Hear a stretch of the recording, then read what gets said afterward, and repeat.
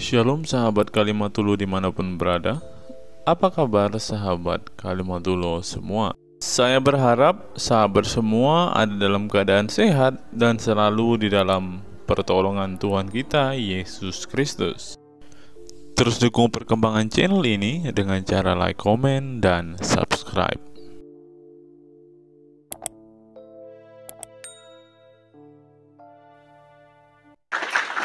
Saudari sayang, sebelumnya nanti kalau saya panggil sayang nanti banyak yang salah paham. Saya panggil sayang tuh karena namanya, nama akunnya ya. Oke, begini, saudari sayang, Anda ini seorang muslimah kah atau bagaimana? Saya konfirmasi dulu. Ya, muslimah. Muslimah, terima kasih ya. Saya berharap ini menjadi satu diskusi yang baik ya, di mana yang muslim saya berikan kesempatan untuk mengklarifikasi apa yang saya utarakan di sini begitu. Kita kasih panggung dan kesempatan kepada muslim. Nah, tema kita kali ini, Bu Sayang, saya panggil apa ini? Khadijah. Khadijah, oke ya, Bu Khadijah, saya panggil Khadijah saja. Jadi hari ini temanya Khadijah tentang Quran ya, yang mengatakan Quran bilang Isa itu suci dan Muhammad itu didapati sesat. Nah, tapi sayang Islam tidak percaya. Nah, silakan kita kasih kesempatan. Yuk. Sebenarnya gini loh ya Bang Edis ya. Kalau Isa itu emang suci karena Isa itu nabi ya. Sedangkan Muhammad juga nabi kita, nabi pilihan. Bukannya lebih suci, sama-sama suci lah. Tapi kalau Muhammad itu lebih sempurna dari nabi-nabi yang sebelumnya. Itu Bang Edis ya. Oke, terus di sini kenapa Bang Edis itu didapati sesat ya? Itu sama dengan menghinakan umat muslim, menghina nabi kita. Berarti Quran menghina Muhammad ini? Bukan Quran. Itu dapat dari mana? Perasaan saya mungkin Bang Edis tuh bikin-bikin gitu ya kayak gitu. Baik. Ini karena saya ini seorang pakar Al-Quran, ini banyak orang yang meragukan saya ini. Oke, baik. Jadi selama ini Bu Khadijah tidak pernah tahu bahwa Muhammad itu didapati sesat. Itu dalam surat apa, Bang? Baik. Jadi sebelum kita ke Qur'annya, saya mau kasih tahu dulu ya, apa arti atau kata sesat itu di dalam bahasa Arab. Karena kalau kita membaca terjemahannya, kadang-kadang para penerjemah ini menutup-nutupi. Ya, makanya kita harus kembali ke bahasa aslinya. Oke. Ketika kita membaca surat Al-Fatihah, ya di situ ada kata-kata waladolin. Ya. Tahu apa arti waladolin? Enggak hafal juga nih. Enggak tahu. Ya karena memang umat muslim ketika membaca Al-Quran itu memang mereka tidak peduli artinya. Aku punya terjemahan. Oke, boleh, coba silakan. Ambil Al-Quran surat Al-Fatihah. Nggak pakai ini aja, ada Google Map. Boleh. Google Map. Google. Kok Google Map sih? Oke, ya. Itu apa itu terjemahan surat Al-Fatihah? Ya, kita sabar dulu ya, aku cari. Boleh. Santai Bu Khadijah. Iya, santai. Aku orangnya santai. Ya. Semua orang mungkin dari temannya. Apalagi semakin santai Anda di sini, semakin banyak nanti followers baru dapat. Lu nggak percaya? Yang muslimah naik sini, habis itu dia buka komal, yang nonton udah ribuan. Karena dia sering naik channel Edis TV. Walad dolin ya? Ya, walad dolin. Mereka yang sesat. Yang dimaksud mereka yang sesat, mereka itu orang yang nggak beriman, Bang. Maksudnya begitu. Bukan. Artinya kata dolin itu diterjemahkan oleh para penerjemah sesat ya? Mereka sesat. Dolinnya ya. Dolin ya. Oke, kata dasar dolin itu apa? Sesat. Iya. Kata-kata yang sesat. Pernah dengar hadis ini? Kullu bidatin dolala wa kullu dolalatin finnar. Pernah dengar? Enggak, tapi artinya aku sedikit mengerti. Finnar itu dari api neraka ya. Ya. Kalau finnar dari api neraka. Coba Abang terjemahkan. Oke. Arti dari kullu bidatin dolala wa kullu dolalatin finnar artinya segala yang sesat itu, segala yang bid'ah, kullu bid'ah. Semua yang bid'ah itu dolal atau sesat. Wa kullu dan semua yang dolal finnar, tempatnya di dalam api.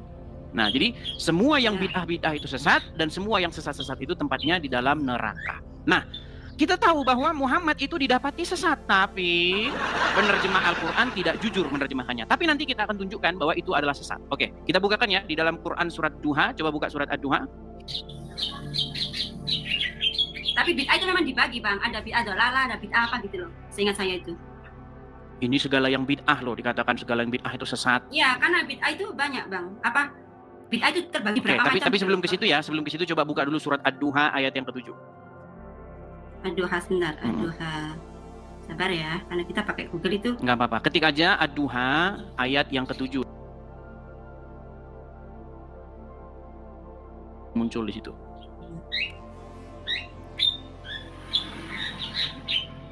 Ya, kalau abang sabar gini, kita juga bisa santai dan rileks ya bang. Saya santai terus. Banyak yang muslim kejang-kejang. Ini karena Anda santai ya, saya ikut santai. Kenapa kejang-kejang bang? Kita itu sama-sama manusia, nggak usah kejang-kejang lah. Bukan. Gitu ya. Kalau Anda sih tidak kejang-kejang, maksudnya muslim-muslim yang lain. Ini ya, karena gini bang, sering orang punya DM sama aku, besar datang ke Edis. Oke, ini aku ada waktu nonton lah, coba aku naik, apakah bang Edis bawa aku ke atas gitu kan? Nah ini aku datang. Oke, langsung oke, silakan yuk. Surat Ad-Duha. Dan dia, artinya ya, dan dia mendapatimu sebagai seorang yang bingung, lalu dia memberikan petunjuk. Oke, kata bingung di situ bahasa Arabnya apa? Coba cek. Ayat 7, Wadduha itu saja mau ini nggak ada nih, aku langsung ke artinya nih bang. Tampilkan coba bahasa Arabnya coba. Wa wajaqada dolan fahada. Abang salah bacanya itu. Nah, nanti langsung dikoreksi ini. Coba lihat kata dolan di situ nggak? Dolan, kelihatan? Ad-Duha, dari Ad-Duha biar keluar sama ayatnya. Oke, Ad-Duha ayat yang ke-7. Ini udah keluar. 1 2 3 4 5 6 7. 1 2 3 4 5 6 7. Ya, wa wajadaka ajilan fa'aghna. Ayat 7, ayat 7. Ayat 7. Ya, ayat 7. Ya, wa wajadaka dhallan fahada. Iya, dolan. Nah, tahu nggak arti dolan itu apa? Sesat. Makanya saya bilang Muhammad didapati sesat. Ya. Oh, berarti udah diakui bahwa Muhammad sesat. Nggak mau tetap apa? Nah, berarti nggak percaya. Tapi ini Islam nggak percaya. Ini aku nggak bisa. Oke, apakah Bu Khadijah percaya kepada Al-Quran? Percaya, karena itu. Oke, apa yang Al-Quran katakan kepada Muhammad tentang Muhammad? Begini bang, maksud dari ayat sesat ini kita bisa kaji kembali ke dalam tafsir. Ya oke, kita bukakan tafsirnya. Mau saya bukakan tafsirnya? Ya, buka. Baik, kita bukakan tafsirnya ya. Lebih pintar buka tafsirnya, nanti bilang sama aku bisa cari di Google juga. Baik. Cocokkan ya. Baik. Jadi di dalam Al-Qur'an surat Ad-Duha ayat yang ke-7 di sini dikatakan ya bahwa Muhammad itu didapati bahwa dia tidak tahu tentang iman. Nah, itu tafsir apa itu, Bang? Oke, baik, sebentar. Kita tafsirkan. Kita buka di sini ya. Iya. Nih. Baik. Lalu nih sebentar ya. Sebentar. Dan yang lampuku nyalakan dulu ya, lampuku ya. Boleh. Karena aku baru sholat ini. Baik. Nih, kita balikkan kameranya ke sini. Saya tampilkan ya. Baik. Ini adalah surat Ad-Duha ya. Tafsir ringkas Kementerian Agama RI. Nih, protes sama Kementerian Agama RI ya. Itu apa? Ini judulnya apa, Bang? Judulnya apa? Apa, Bang? Aku bisa baca sendiri dari milikku nanti. Oke, coba klik di situ. Nih, ini webnya nih. Nih. Tafsir web Ad-Duha ayat 7. Nih yang bagian apa namanya? Kementerian Agama RI. Yang bawah. Nih, tafsir ringkas Kementerian Agama RI. Dan bukankah dia juga mendapatimu sebelum menjadi nabi sebagai seorang yang bingung karena belum mengetahui akidah dan hukum yang benar? Berarti Muhammad didapati bingung nggak? Mengetahui hukum dan akidah nggak? Ini kan, bukankah Tuhanmu mendapatimu sebagai anak yatim yang bapakmu wafat, bukan? Ini loh, tafsir ringkas Kementerian Agama. Iya itu, udah ke web itu. Iya, makanya coba ini yang depan dulu. Coba ini baca, coba. Tafsir ringkas Kementerian Agama RI, betul? Enggak keluar gitu. Waduh, ini sulit mengakui kebenaran, ini sulit. Betul? Banyak nih. Betul? Nih, banyak arahnya nih. Nih, surat Ad-Duha ayat 7, dan Allah dapati engkau salah arah. Salah arah nih. Bingung. Betul? Kalau salah arah berarti sesat, betul? Ya, ini betul. Berat ini. Bentar Bang, aku baca mungkin bacaan. Baik, silakan. Itu ada nggak samanya nanti silakan. Ya. Tafsir surat Ad-Duha ayat 7 menurut Kementerian Agama. Dan dia mendapati engkau dalam keadaan tidak tahu tentang syariat dan agama. Kalau tidak tahu syariat dan agama berarti sesat nggak?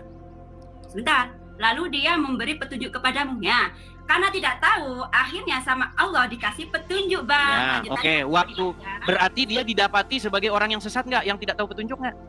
Semua orang sebelum mengerti ilmu itu sesat, Bang. Setelah mengerti ilmu dia jadi pintar.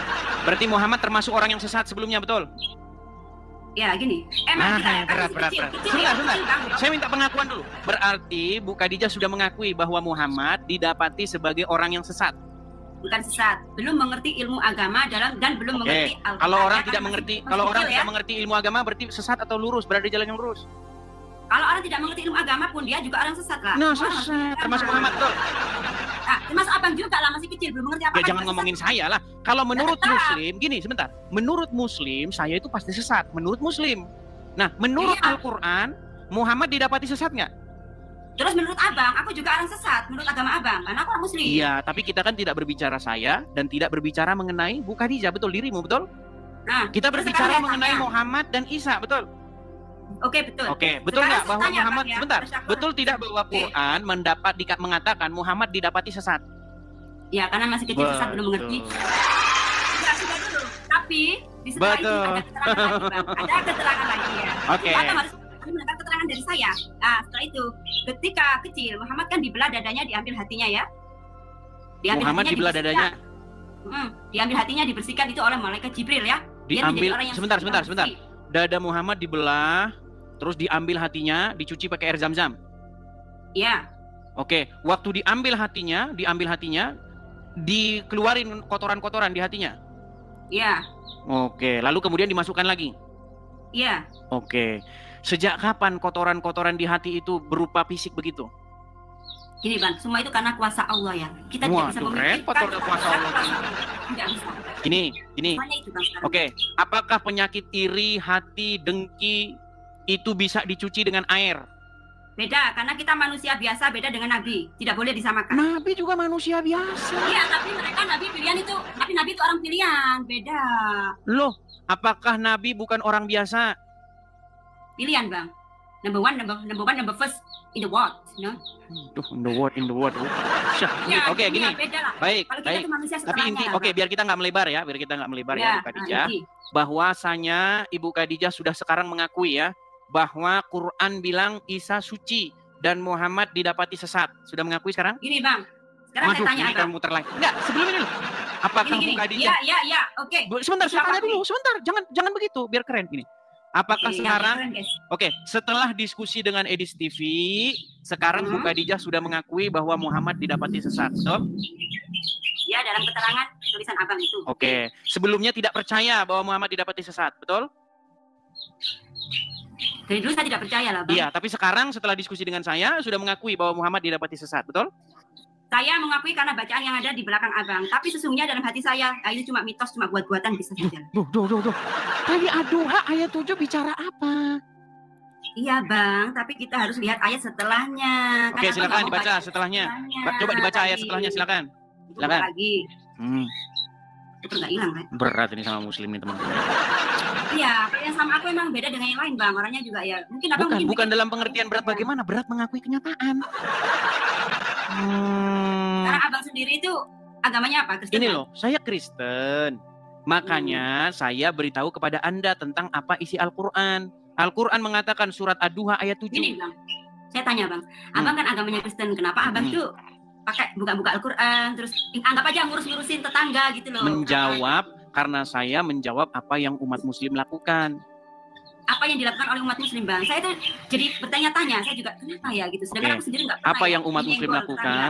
Apa yang umat Muslim lakukan? Umat Muslim mengatakan bahwa Yesus kami menubuatkan Muhammad. Menubuatkan, mengatakan bahwa nanti. Menubuatkan itu apa, Bang? Menubuatkan itu begini loh. Mengatakan bahwa nanti Muhammad itu akan datang, memberitakan kebenaran, melanjutkan ajaran-ajaran Yesus, begitu. Betul itu emang. Nah, benar kan? Makanya saya jawab bahwa itu tidak benar. Karena apa? Karena Muhammad didapati sesat. Ini, Bang, ya. Gimana? Kenapa ada Nabi Muhammad ya. Kenapa ada kitab Al-Qur'an? Karena kitab Al-Qur'an itu menyempurnakan dari kitab sebelumnya. Kitab Apa yang sebelumnya disempurnakan? Kan ada Zabur, Taurat, Injil ya, itu disempurnakan. Dirangkum ya Bang, dirangkum dalam kitab Al-Qur'an. Jadi kalau Abang masih belum percaya dengan Al-Qur'an, masih percaya dengan kitab Injil, sama dengan Abang memakan barang yang udah expired, udah ada yang baru, ngapa nggak ambil yang baru? Bang Edis, minum dulu ya, seger. Sampai gemeteran saya. Baik. Jadi tadi Bu Khadijah mengatakan bahwa Al-Qur'an itu menyempurnakan Taurat, menyempurnakan Injil, mungkin menyempurnakan ya, Zabur. Kitab-kitab sebelumnya. Baik. Ya, intinya. Oke, saya kasih contoh. Misalnya tentang sunat. Nah, ini sering dibahas sama pihak oten ya. Orang bilang kan oten ya, Abang ya, maaf ya. Oke, baik. Ya, di dalam Bible itu tertulis apa itu sunat, mengapa sunat, tujuannya kenapa, dan lain sebagainya, sejarahnya. Oke. Kemudian muncul Al-Qur'an di abad ke-7 atau 700 tahun kemudian setelah Injil. Anda klaim bahwa Quran itu menyempurnakan kitab sebelumnya. Ya. Nah, kalau memang Al-Qur'an itu menjelaskan atau menyempurnakan kitab sebelumnya, tolong menurut Al-Qur'an sunat itu untuk apa? Silakan. Nah, gini, sunat itu untuk mensucikan dari najis. Ayatnya, silakan ayatnya. Kaum laki-laki ya, maaf ayatnya ya. Dulu dong, Bu Khadijah. Begini Bu Khadijah, tadi kan yang Anda katakan kitab penyempurnakan Al-Qur'an. Oke, mana ayat Qur'annya yang mengatakan bahwa sunat itu untuk menyucikan diri? Silakan. Emang dalam Al-Qur'an itu nggak ada tentang sunat, Bang? Katanya menyempurnakan. Gini Bang, itu yang dimaksud dari kitab Al-Qur'an menyempurnakan kitab sebelumnya. Udah cukup sebentar gini. Pelan-pelan. Aduh, sebentar. Gini. Iya. Gini, kalau gini, dulu keluar motor Suprafit. Oke? Nah, Suprafit disempurnakan. Nah, lalu muncullah misalnya motor Honda Karisma zaman dulu kan. Apa yang disempurnakan? Oh, dulu Suprafit nggak punya ini. Nah, disempurnakan. Nah, itu yang disempurnakan. Itu maksudnya yang disempurnakan, betul? Yang sebelumnya nggak jelas, dijelasin. Yang sebelumnya nggak ada dijelasin kan gitu. Ya. Nah, sekarang. Ya nggak jauh beda dengan sekarang tentang sunat. Saya mau tanya nih, tentang sunat.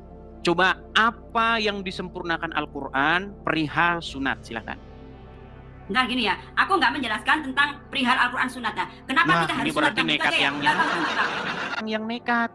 Karena apa? Mengatakan Al-Qur'an menyempurnakan, ditanya apa yang disempurnakan, bingung. Kan gini, Abang sendiri pertanyaannya dari Al-Qur'an itu menyempurnakan kitab sebelumnya. Udah, kita belum bahas itu, terus Abang kok nyampe di sunat dulu. Aku juga bingung Abang. Ya sudah, kalau begitu apanya yang disempurnakan? Ya, dalam kitab Zabur, Taurat, Injil itu belum sempurna, maka diturunkan kitab saya yang namanya apanya yang disempurnakan? Yang disempurnakan apanya? Ya dalam isinya kitab itu Bang, tentang keterangan kan itu kalamullah ya. Kalamullah tentang apa yang harus dikerjakan manusia di dalam dunia. Manusia intinya gini kan, manusia itu kerjakan yang baik, tinggalkan yang tidak baik ya. Ringkasnya ya Bang ya. Saya minta contoh spesifiknya, dari tadi nggak jelas. Contoh spesifiknya dong. Apa gini? Di dalam Bible belum ada perintah main lempar-lemparan batu.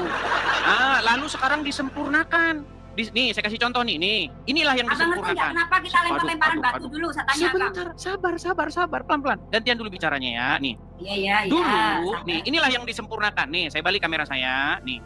Apa yang disempurnakan oleh agama Islam yang sebelumnya belum ada di dalam di dalam Injil dan Taurat? Nih, biar saya kasih tunjuk apa yang disempurnakan ya, teman-teman ya. Sebentar, saya balik kamera saya. Nih, saya hilangkan dulu ininya. Apa yang disempurnakan? Ternyata yang disempurnakan ini. Dulu belum ada lempar-lemparan batu. Sekarang mereka datang ke Arab. Apa yang dilakukan umat muslim nih? Bang, itu salah Bang. Bukan yang dimaksud itu, bukan itu Bang. Salah. Kalau gitu yang mana? Kalau begitu yang mana? Yang dimaksud lempar-lemparan batu itu namanya dulu belum ada di dalam Injil. Sebentar, di dalam Injil tidak ada perintah main lempar-lemparan batu. Nah, setelah muncul agama Islam disempurnakan main lempar-lemparan batu. Ini namanya ini namanya bukan menyempurnakan, ini namanya mensempurnakan. Sabar. Bang Edis, aku ngomong dulu. Nekat yang nyata kalau bicara. Bang Edis, aku ngomong dulu dikit aja ya. Nah, gini. Ini kalau yang dimaksud lempar-lempar itu bab haji Bang ya. Kita ganti kayaknya babnya, bab haji ya. Yang dibicarakan lempar tuh bab haji. Beda dengan yang kita menyempurnakan Al-Quran, yang kita sunat, udah beda Bang. Itu bab haji. Terus apa yang disempurnakan, Neng Khadijah? Apaan yang disempurnakan? Bang Edis yang terhormat, yang dimaksud lempar itu namanya balang jumroh. Mungkin Bang Edis nggak ngerti apa itu balang jumroh. Tahu saya, lempar jumroh. Lempar jumroh, lempar batu kan? Yang makin dilempar makin gede kan?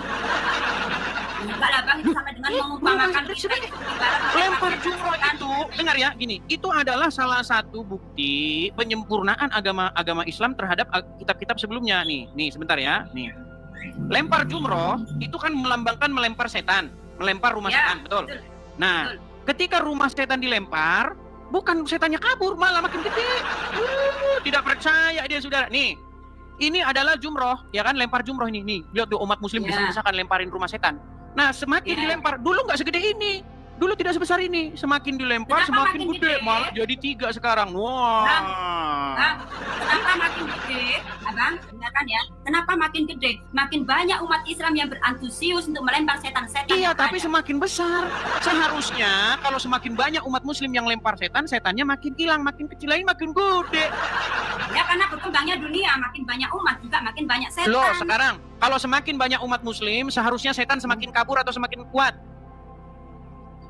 Kan itu perumpamaan aja lah, nggak mungkin setannya disebut perumpamaan lah Bang. Kalau semakin banyak orang yang beriman, maka logikanya setan semakin takut atau semakin besar? Makin banyak orang beriman, juga makin banyak orang yang tidak beriman, karena dunia ini makin lama makin banyak manusia.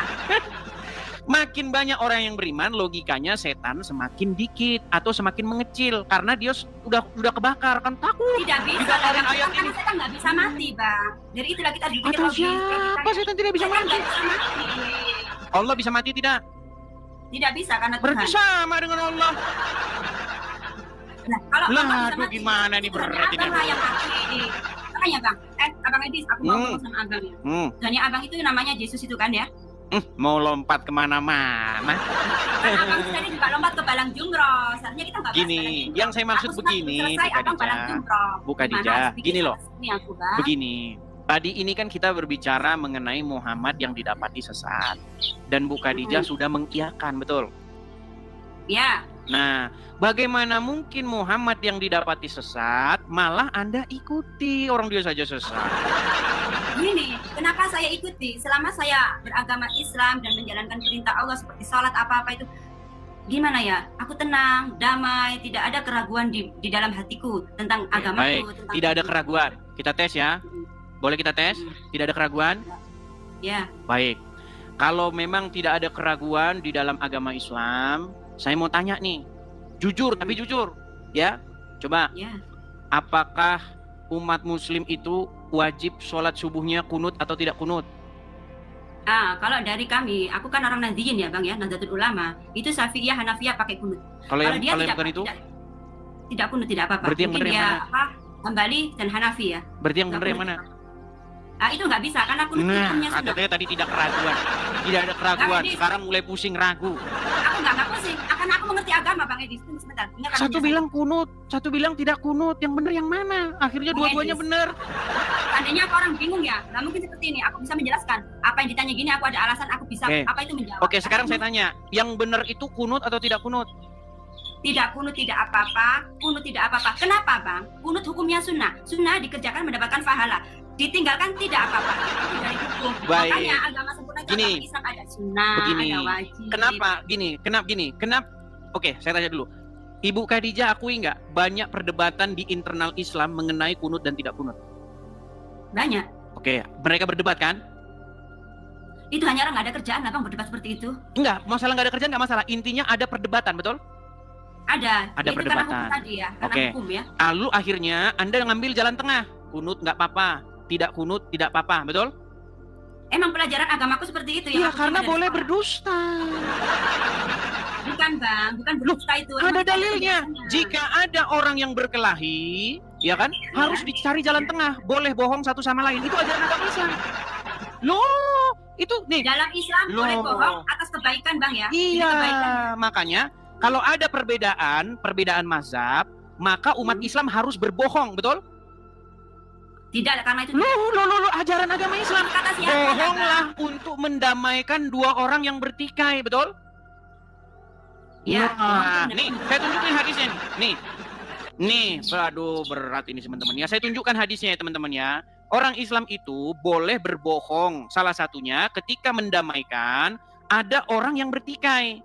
Contohnya misalnya masalah kunut dan nggak kunut, harus bohong. Iya.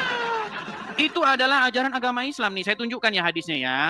Bahwasanya dibolehkan berdusta dalam 3 hal. Salah satunya adalah mendamaikan orang yang sedang bertikai. Perhatikan. Saya tunjukkan hadisnya. Baik ya. Nih. Apakah muslim boleh berbohong? Perhatikan. Nih. Bohong demi kebaikan. Apa saja yang dibolehkan berdusta dalam agama Islam ini? Perhatikan. Nih ya. Orang berbohong. Nih. Lihat ya. Nih. Perhatikan ya. Apa saja bohong-bohongnya. Nih. Bohong dalam peperangan. Nih. Bohong saat melakukan perdamaian. Halo, Bu Khadijah?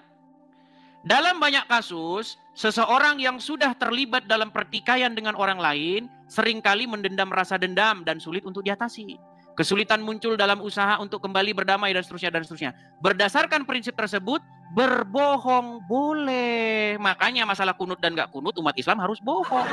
Iya. Ini Bang Edis. Karena supaya Edis. untuk meredakan konflik antara dua belah pihak yang sedang berselisih. Jadi kalau Muhammadiyah dengan NU berselisih, maka hadis ini hadis pamungkas. Mari kita sama-sama menipu diri. Nggak gitu, Bang Anggap Edis. sajalah kunut boleh, boleh juga boleh, nggak boleh. Sama sajalah itu Bang orang kita Edis, juga boleh bohong, nggak apa-apa. Bang Edis, coba Bang Itulah Edis ajaran ngomong agama sama Islam. saya. Jadi jangan bilang Bang Edis Islam yang agama terhormat. menyempurnakan, Bu Khadijah. Kalau menyempurnakan iya. Bang Edis yang terhormat. Coba ya Gimana? Bang Edis ya, Hmm. dengar gini. Hmm. Bang Edis pernah dengar nggak? Kita jadi membicarakan yang lain ya. Seperti ini. Sini kan mungkin Abang Edis pernah mendengar yang namanya Sunni. Terus yang satu yang di luar negeri itu biasanya apa? Syiah? Ya Syiah. Syiah kan dia tidak pakai kunut ya. Nggak tahu. Ya. Kalau karena kalian boleh takiyah ya anggap-anggap aja lah, boleh nggak boleh sama aja. Enggak, karena gini ya Bang. Syiah itu ya, S gitu aja ya, jangan sebut ya. S itu nggak ikut seperti aku. Aku kan yang aku anut, aku percaya imamku Syafi'i, Hanafi. Sedangkan S tadi dia yang itu Hambali, Maliki. Emang nggak pakai kunut nggak apa-apa. Tidak benar. Imam Syiah itu Hambali, Maliki tidak benar. Imam Syiah itu Imam Ali. Ali itu seperti nabinya Bang. Iya, Imam Ali itu menantunya Muhammad. Suaminya Ya, daripada Fatimah, anaknya Aku Muhammad. mengerti itu. Ya, aku mengerti siapa Sayyidina Ali. Itu dinobatkan sebagai nabinya kalau buat mereka. Tapi dia juga menghargai kata siapa? Nih. Aku lah berteman sama orang-orang Nah, S itu, inilah Bang. kalian ini, ya. Makanya begini, orang-orang Syiah itu banyak yang kalian dapati fitnah kepada mereka. Padahal tidak seperti itu. Gini, perbedaan Syiah dengan Sunni itu salah satunya ketika sehabis mengucapkan Al-Fatihah. Coba. Bismillahirrahmanirrahim. Alhamdulillahirabbil alamin arrahmanirrahim maliki yaumiddin iyyaka na'budu wa iyyaka nasta'in ihdinas siratal mustaqim siratal ladzina an'amta 'alaihim ghairil maghdubi 'alaihim waladdallin. Nah, setelah kalian sholat nih kan. Nah itu. Ketika mengucapkan waladdallin, kemudian disambut oleh jemaah amin gitu kan? Ya, Nah, amin ya. Di dalam Al-Qur'an ada nggak kata amin itu? Amin kita mengaminkan karena kita bersyukur. Nggak ada, di Quran nggak ada. Gini, Di Bang. dalam Al-Fatihah tidak ada kata amin setelah waladdallin selesai. Nah, makanya orang Syiah ketika mereka sholat, dia tidak ucapkan amin itu. Ketika mengucapkan amin, itu sudah niru-niru Wahyudi dan Nasrani. Nah, padahal di dalam sebuah hadis ada, barang siapa yang menyerupai suatu kaum, maka orang tersebut termasuk golongan kaum itu. Makanya di masjid-masjid rumah saya kan dulu di samping masjid. Setelah waladdallin, umat mengucapkan amin. Ngikut-ngikut orang karesteng. Jadi ada Abang merasa itu seperti kami itu ngikut. Ya nggak apa-apa karena Kristen kan agama sebelum agama Islam. Nah, mulai. Ini makanya saya bilang, Amin. ini kan Amin artinya meneruskan apa, Bang? ajaran Amin. sebelumnya. Kalau amin menurut Bang Edis itu apa? Baik, jadi begini. Kata amin itu sebenarnya bukan amin tulis, tapi amen. Apa arti amin itu? Amin itu artinya demikianlah terjadi, atau sungguh-sungguhlah demikian, atau sesungguhnya itu artinya. Tetapi karena umat muslim mencuri kata amin itu, dirubah jadi amin, lalu diterjemahkan seenak udelnya sendiri. Diartikan oleh umat muslim, kabulkanlah doa kami, gundulmu. Emang gitu Lah, bahasa apa? Itu bahasa apa amin itu? Amin itu bahasa berarti apa? kan gini Bang Edi, berarti kita nggak niru Bang Edi, nggak niru agama Bang Edi. Niru, Kalau di Bang Edi begini. katanya gitu. Saya kasih tahu. Bukan kami. Begini Khadijah, begini. Hmm. Setuju nggak bahwa Al-Quran itu berakhiran AAA atau ABAB? Iya. Oke, contoh. Bismillahirrohmanirrohim. Im ya, akhirannya ya. Hmm. Alhamdulillahirobbil alamin. Ya, ini tuh Sebentar. matahari disukun. Oke, Cuma itu berarti- kan ada artinya Bang, dalam tajwid Bang. Karena Oke. juga bisa tajwid Bang. Saya kasih tunjuk dulu dah kalau gitu dah ya, biar enak. Ya, Sebentar. Bang, sepil aja Nih, sepil. oke saya spill dulu, saya spill. Nih saya balikin kamera saya dulu. Oh, ini harus kita Ya, aja. Abang Edi Ini sebenarnya kok- sabar banget ya. Oh jelas dong, kalau tidak sabar ya saya sudah Gini Bang, karena memulai aku juga pacaran. sering ngintip Abang itu. Bang, aku juga sering ngintip Abang ada tamu kayak aku gini. Kok belum lama itu Abang lempar itu kenapa Bang? Ya karena orangnya ngeyel. Kalau ngeyel mah ya dibuang aja ke laut. Kalau kamu kan orangnya mau Aku juga kan ngeyel belajar. Bang. Nih saya tampilin. Oke, sepil Nih. Bang. Bismillahirrohmanirrohim. Akhirannya im. Bang, nggak kelihatan. Oh ya. Bentar, akhirannya im kan? Ya. Oke. Alhamdulillahirobbil alamin. In. Oke. In. Ah. Ar-Rahmanir-Rahim. Im lagi toh akhirannya. Ya. Malik Yaumiddin. In lagi. In. Oh, ya toh? Iya, karena dan seterusnya. Nanti im. Terakhir apa? Waladolin. Kemudian dijawab amin. Nah, kata amin ini biar ngikutin sajak yang di atasnya. Gimana? Kalau nanti sebentar, saya kasih tahu seluk-beluknya. Iya. Jadi kata amin ini, kenapa bunyinya bukan amin tapi amin? Karena waladolin. Jadi biar tidak lempang begitu. Kalau orang Betawi kan kalau nggak berakhiran pas kan jadi lucu kan. Nah, jadi harus bukan kalau orang Betawi kawinan kan begitu balas pantun. Oh, ya kan? Nah, jadi biar tidak melenceng akhirannya harus dibikin in. Padahal aslinya itu amin. Nah, banyak juga orang Kristen ikut-ikutan amin karena terpengaruh oleh umat muslim. Nah, saya tunjukin asalnya dari mana nih. Saya tunjukkan asal Jadi kita kan sama usulnya. lah Bang, sama-sama amin. Bukan, itu karena sudah kena pengaruh umat muslim. Bukan pengaruh Nih. karena yang benar itu umat muslim. Amin. Oke, Kalau doa baik. ya Allahumma sholli. Amin. Itu Bang. Iya, kan tadi sudah saya jelaskan asal usulnya karena mengikuti walad dolin tadi. Nih, saya tunjukkan. Baik, saya tunjukkan ya dari mana kosakata amin itu berasal. Itu dari bahasa nih. Saya kasih tunjuk ya nih. Bahasa Arab lah Bang. Iya, tapi bahasa Arabnya nyolong dari Wahyudi. Nih, itu mengenai berkat dan kutuk ya. Nih, berkat dan kutuk yang diucapkan oleh imam, nih ya, itu ada di Ulangan pasal yang ke-27. Nih ya. Iya. Nih, ada berkat dan kutuk, ke-12 kutuk atau ke-12 berkat ya. Kita baca di 12 kutuk ya. Nih. Apa 12 kutuk itu? Nih. Pada hari Itu itu dari kitab Abang. ya, ini dari kitab Taurat. Taurat. Aku nggak pernah belajar Taurat lah Bang. Makanya umat muslim sekarang berada dalam kebingungan karena disuruh beriman kepada Taurat. Begini ya, Bu Khadijah, umat muslim disuruh percaya Taurat nggak? Ya percaya itu mengimani Bang, namanya Iya. mengimani ya. Tapi di rumah umat muslim tidak ada Taurat kan? nggak ada, tapi Iya, Taurat karena masih- apa? Karena ustadz-ustadznya takut nanti ke umatnya habis. Nih, saya tunjukin nih. Iya. Oke, 12 kutub. Pada hari itu Musa memberi perintah kepada bangsa itu. Sesudah kamu menyeberangi sungai Yordan, maka mereka inilah yang harus berdiri di Gunung Gerizim untuk memberkati bangsa itu, yakni suku Simeon, Lewi, Yehuda, Isakar, Yusuf, dan Benyamin. Dan mereka inilah yang harus berdiri di Gunung Ebal untuk mengutuki, yakni suku Ruben, Gad, Asyer, Zebulon, serta Naftali. Maka haruslah orang-orang Lewi mulai bicara dan mengatakan kepada seluruh orang Israel dengan suara nyaring. Perhatikan, ini kutuknya ya.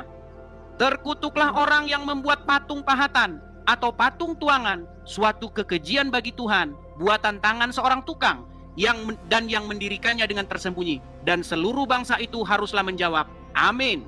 Terkutuklah orang yang memandang rendah ibu dan bapaknya, dan seluruh bangsa itu harus berkata, amin. Terkutuklah orang yang menggeser batas tanah sesamanya manusia, dan seluruh bangsa itu harus berkata, amin. Terkutuklah orang yang membawa orang buta ke jalan yang sesat, dan seluruh bangsa itu harus berkata amin. Terkutuklah orang yang memperkosa hak orang asing, anak yatim dan janda, dan seluruh bangsa itu harus berkata amin. Dan seterusnya, dan seterusnya, dan seterusnya. Apa kata amin ini? Coba. Ya, nih. Kita ambil ayat 20 contohnya. Terkutuklah orang yang tidur dengan istri ayahnya, sebab ia telah menyingkapkan puncak kain ayahnya, dan seluruh bangsa itu harus menjawab berkata amin. Nih, apa kata amin? Kita periksa. 20 ya. Nih. Kita periksa kata per kata. Nih, kata per kata ya. Nih. Ini kata amin, nih. Akar katanya ini nomor 02543. Nih. Nih. Ini akarnya nih, amin. Artinya setuju ya. Jadilah demikian. So be it. Jadilah demikian. Begitulah terjadi. Demikianlah terjadi. Ya, begitu. Itu artinya. Arti amin itu begitu. Datang orang Islam abad ke-7 bilang kabulkanlah doa kami, ngarang bebas. Tapi sekarang kan umat Kristen juga bilang amin gitu kan. Jadi iya, karena sudah ikut-ikutan orang Muslim karena Muslimnya mayoritas. Nah, sekarang Abang Edi lah mulai membenarkan kepada kaumnya Abang Edi. Ini sudah sering saya bilang. Sudah sering saya bilang. Ya, makanya begini. Itu penontonnya banyak. Oke, kita kembali ke tema. Gini. Bu Khadijah, saya bilang dari awal tadi. Ya. Ketika kalian sholat, kalian setelah mengucapkan walad dolin, kalian bilang amin, betul? Itu pas jamaah, Bang ya? Iya, pas jamaah, betul. Iya, pas jamaah. Ya. Apakah di dalam Al-Qur'annya tertulis kata amin itu? Tidak ada. Dari mana tapi itu dicolong? Sebentar, dari mana itu dicolong? Sunnah banget itu. Sunnah dari mana? Wajib sunnah dari mana? Bang, dalam sholat itu yang wajib itu takbir, ya, berdiri, ya. Setelah berdiri kita baca Fatihah, wajib ya. Dalam Fatihah nanti ada bacaan waladhdallin ya, kita terakhir aja ya. Waladhdallin. Sunnah umat Islam untuk mengucapkan amin. Kau nggak mengucapkan nggak apa-apa. Pertanyaan saya begini, kata amin itu dapat dari mana? Namanya sunnah itu umat sebelumnya seperti pendahulu kita, warasatul anbiya. Berarti ngikutin orang-orang terdahulu kan, Nasrani dan Yahudi kan? Iya. Ya kita mengikuti ulama kami lah. Ngikutin ulama ngikutin siapa? Dengar. Katanya mengikuti umat-umat terdahulu, betul? Kan sesuai dengan artinya, kabulkanlah. Lah kan kita boleh bicara itu, orang Hindu juga. Oke, berarti umat-umat terdahulu itu merujuk kepada Yahudi dan Nasrani, betul? Iya betul, karena itu agama artinya sebelumnya. Umat Muslim ikut-ikut orang Yahudi dan Nasrani, betul? Betul. Nah, menurut hadis, barang siapa yang menyerupai suatu kaum, maka mereka termasuk golongan kaum tersebut. Ya, tapi di sini makanya pantesan orang Syiah bilang kalian orang Sunni itu sesat yang nyata. Sekarang pandangan sesat itu dari segi mananya, Bang? Makanya saya bilang tadi, Bu Khadijah, gini loh, Muhammad didapati sesat dan Anda sudah mengiyakan. Oke, sesat karena belum mengerti ajaran Allah yang sempurna. Oke? Nah, apakah setelah dia mendapat petunjuk dia tidak? Apakah dia setelah mendapat petunjuk dia tidak sesat? Tetap sesat gimana? Dia kaum dan harus memberantas kaum sebelumnya, yaitu kaum jahiliyah. Abang mengerti pendeta Bukhairah apa enggak? Pernah dengar ya, pendeta Bukhairah ketika dia meninggal, ya. Jadi kuat ini hasil penyelidikan saya selama 13 tahun, ya. Saya sangat menduga orang yang menginspirasi Muhammad menulis ayat-ayat Quran, bilang ini itu adalah si Bukhairah itu. Nah, apa buktinya? Ketika Bukhairah meninggal, wahyu tidak turun. Udah mulai curiga kan? Iya, ketika Bukhairah meninggal, wahyu tidak turun. Lalu Muhammad mencoba ingin bunuh diri, betul? Enggak ada Muhammad. Waduh, tidak tahu lagi dia pantasan masih jadi orang Islam. Berarti belum pernah dengar Muhammad mau bunuh diri? Waduh, berat ini saudara-saudara. Baik. Kali ini aku sejarah Nabi itu pengen bunuh diri. Aduh, Bang Edi. Waduh. Benar-benar pantesan Bu Khadijah masih Muslim karena banyak tidak tahu tentang ajaran agama Islam. Oke. Apa ibu tidak tahu bahwa Nabi ingin bunuh diri? Tidak tahu? Itu dalam apa? Dalam keterangan dari mana? Apa keterangan dari mana lah, Bang? Baik ya. Jadi hadis yang ingin menunjukkan bahwa Muhammad ingin bunuh diri itu ada, ya. Saya tunjukkan. Nih, saya tunjukkan hadisnya. Baik ya. Hadis Nabi sebentar. Nabi ingin bunuh diri. Wah, tidak tahu mereka teman-teman ini menekat yang nyata ini. Ya gini Bang ya, mungkin sebentar Bang Edi, ya ini nanti aku kalau memang aku nggak mengerti, nggak bisa jawab, aku bikin PR. Mungkin hari Minggu kan aku pasti ada pengajian sama Pak Yaiku ya, Ustadku ya. Aku tanyakan tentang ini. Mungkin suatu saat Bang Edi ada live, aku datang menerangkan kepada Bang Edi. Jangan kabur dulu. Nih, nggak sekarang. Nih, ini tak dengarkan. Saya tunjukkan ya. Nih, ini hadisnya. Ya, perhatikan ya. Nih. Hadis itu diriwayatkan di hadis Bukhari nomor 6581 dalam kitab At-Tabir, bab hal pertama yang jadi permulaan wahyu bagi Rasulullah, ya, dan seterusnya. Az-Zuhri berkata, Urwah memberitahuku dari Aisyah, semoga Allah meridhoinya. yang berkata bahwa wahyu terhenti. Perhatikan, wahyu terhenti untuk beberapa waktu hingga Nabi SAW bersedih. Menurut kabar yang sampai kepada kami, sampai pada titik kesedihan yang membuat beliau berkali-kali pergi karena ingin bunuh diri dengan cara melompat dari gunung. Ini Nabi ingin bunuh diri, gimana?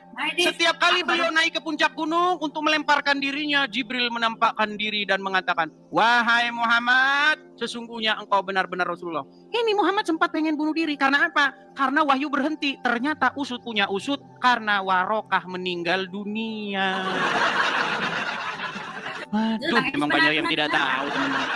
Saya sangat menyayangkan ya teman-teman ya, bahwa banyak kaum muslimin wal muslimat tidak pernah belajar agama Islam. Oke Bang Edis, itu aku akui karena aku nggak mengerti. Mau mengangkat saya jadi ustadzmu? Mau mengangkat saya jadi ustadzmu enggak? Sebentar, mau mengangkat saya jadi ustadzmu enggak? Kagak lah Bang Edis, ada salah. Gimana lah Bang Edis? Loh, kalau gini, kalau saya nanti ustadz online. Ustadznya kan online, jarak jauh. Nanti kalau ustadznya mondok, nanti bahaya, bisa hamil. Loh, banyak kasus ibu-ibu menyekolahkan putrinya ke pondok pesantren, tetapi malah hamil. Justru kalau saya dijamin, saya tidak akan melakukan hal-hal yang aneh-aneh. Sekarang coba saya tanya sama Bu Khadijah, banyak tidak kasus kejadian ustadz-ustadz di pondok pesantren melecehkan santriwatinya? Banyak. Umum itu. Iya, makanya ibu-ibu hati-hati. Mendingan nonton Edis TV, kajian gratis lagi. Bang Edis, sekarang aku boleh berbicara, nggak ada waktu nggak untuk aku? Silakan. Aku mau bicara tentang Warokah, nggak banyak. Aku nggak begitu banyak omong orangnya. Warokah.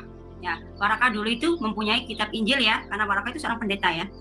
Nah, dan di situ Warokah itu mengerti bahwa suatu saat akan kedatangan seorang nabi baru yaitu Muhammad. Dan di situ dijelaskan dalam kitab Injil ada ciri-ciri tertentu ya. Apa itu ciri-cirinya? Ketika Muhammad jalan, kan belum nabi, aku sebut Muhammad dulu ya. Ketika Muhammad jalan, ketika Muhammad jalan dan di situ awan akan mengikutinya, tidak akan memberikan panas untuk dia, melindunginya.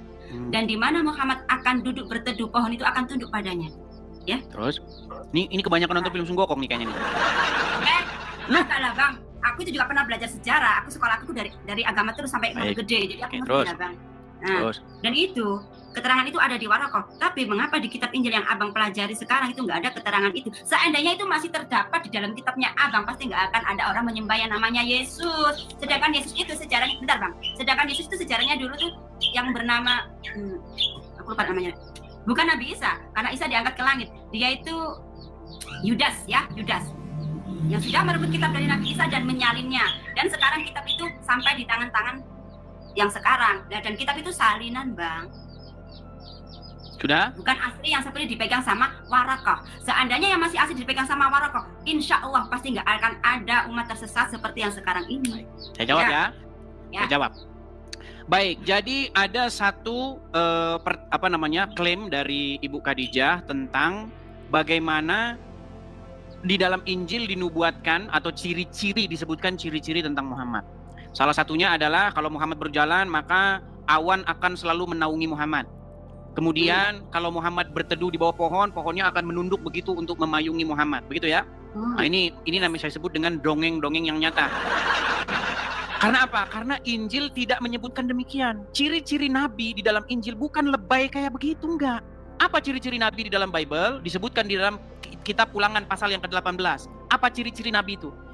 Bagaimana kita tahu? Nih, saya tunjukin ayatnya. Inilah Bible itu. Bukan awan-awan, terus kemudian pohon. Tapi Bible Abang itu kan Bible yang sudah diperbarui Bang, bukan yang asli dipegang sama pendeta Warokah. Ya sudah, mana Injilnya kalau begitu? Mana ya Injil yang tertulis kalau di dalam Injil itu ciri-ciri Nabi kayak begitu?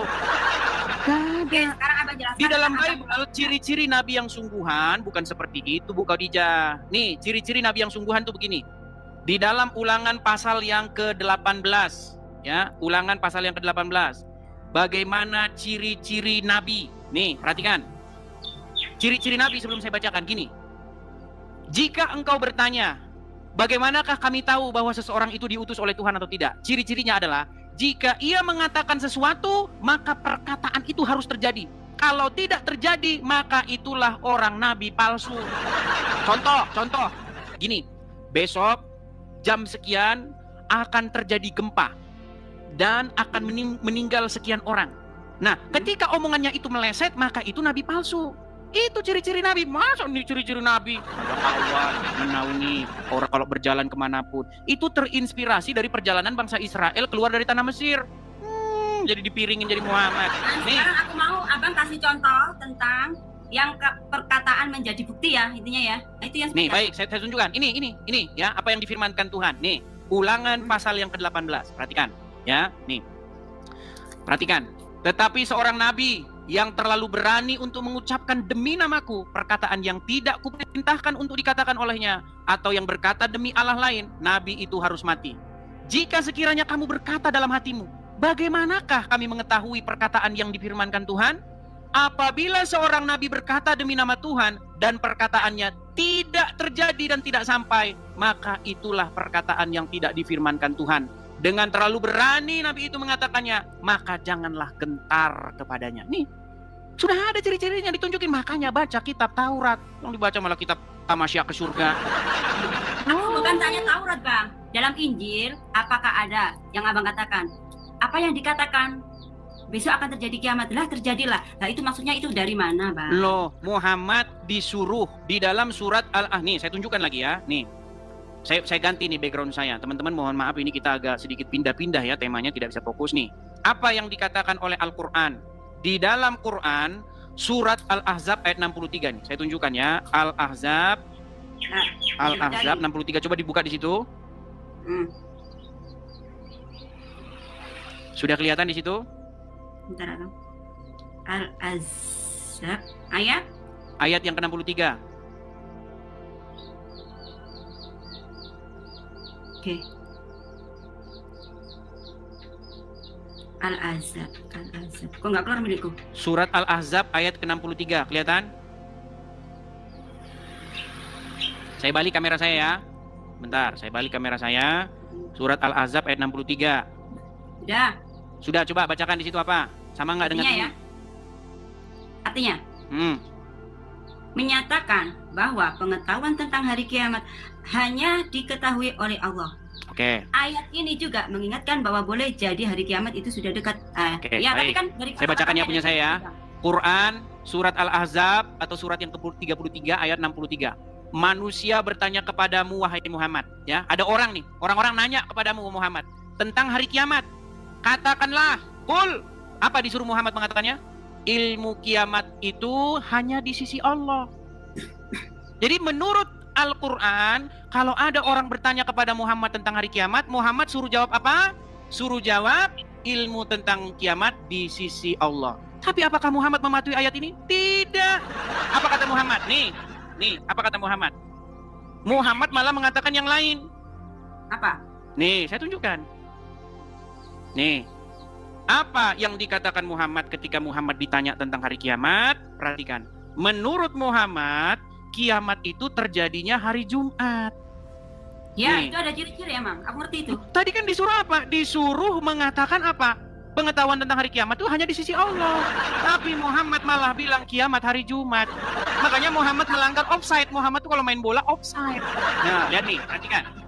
Muhammad itu mendapatkan bocoran Bang Edis yang Nih, perhatikan ya. Nih, dikatakan ya, dijelaskan kiamat akan terjadi pada hari Jumat. Dalam Sahih Muslim yang diriwayatkan dari Abu Hurairah bahwa Rasulullah bersabda, hari yang paling baik di mana matahari terbit adalah hari Jumat. Pada hari itu Adam diciptakan, dimasukkan ke dalam surga, dikeluarkan dari surga, dan pada hari itulah kiamat terjadi. Jadi Muhammad di sini bilang kiamat terjadi hari Jumat. Quran bilang, kalau ada orang bertanya kepadamu tentang hari kiamat, maka katakanlah pengetahuan tentang hari kiamat itu hanyalah di sisi Allah. Ini makanya akibat ngikutin Muhammad. Disuruh-suruh bilang kiamat di sisi Allah, malah bilang kiamat di Jumat.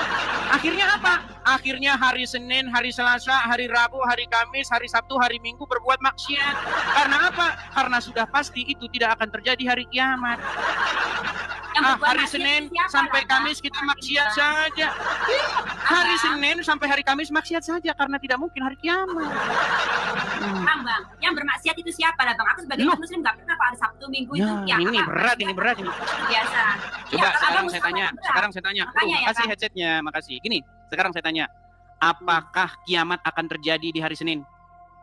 Tidak, tetap Tidak. hari Jumat. Kiamat hari Rabu nggak mungkin, Selasa nggak mungkin, Nggak. Kamis nggak mungkin. Nggak. Artinya orang akan tidak bakal takut. Dia tidak akan takut untuk berbuat maksiat di hari Senin, hari Selasa, hari Rabu, hari Kamis karena tidak bakal Oke. kiamat.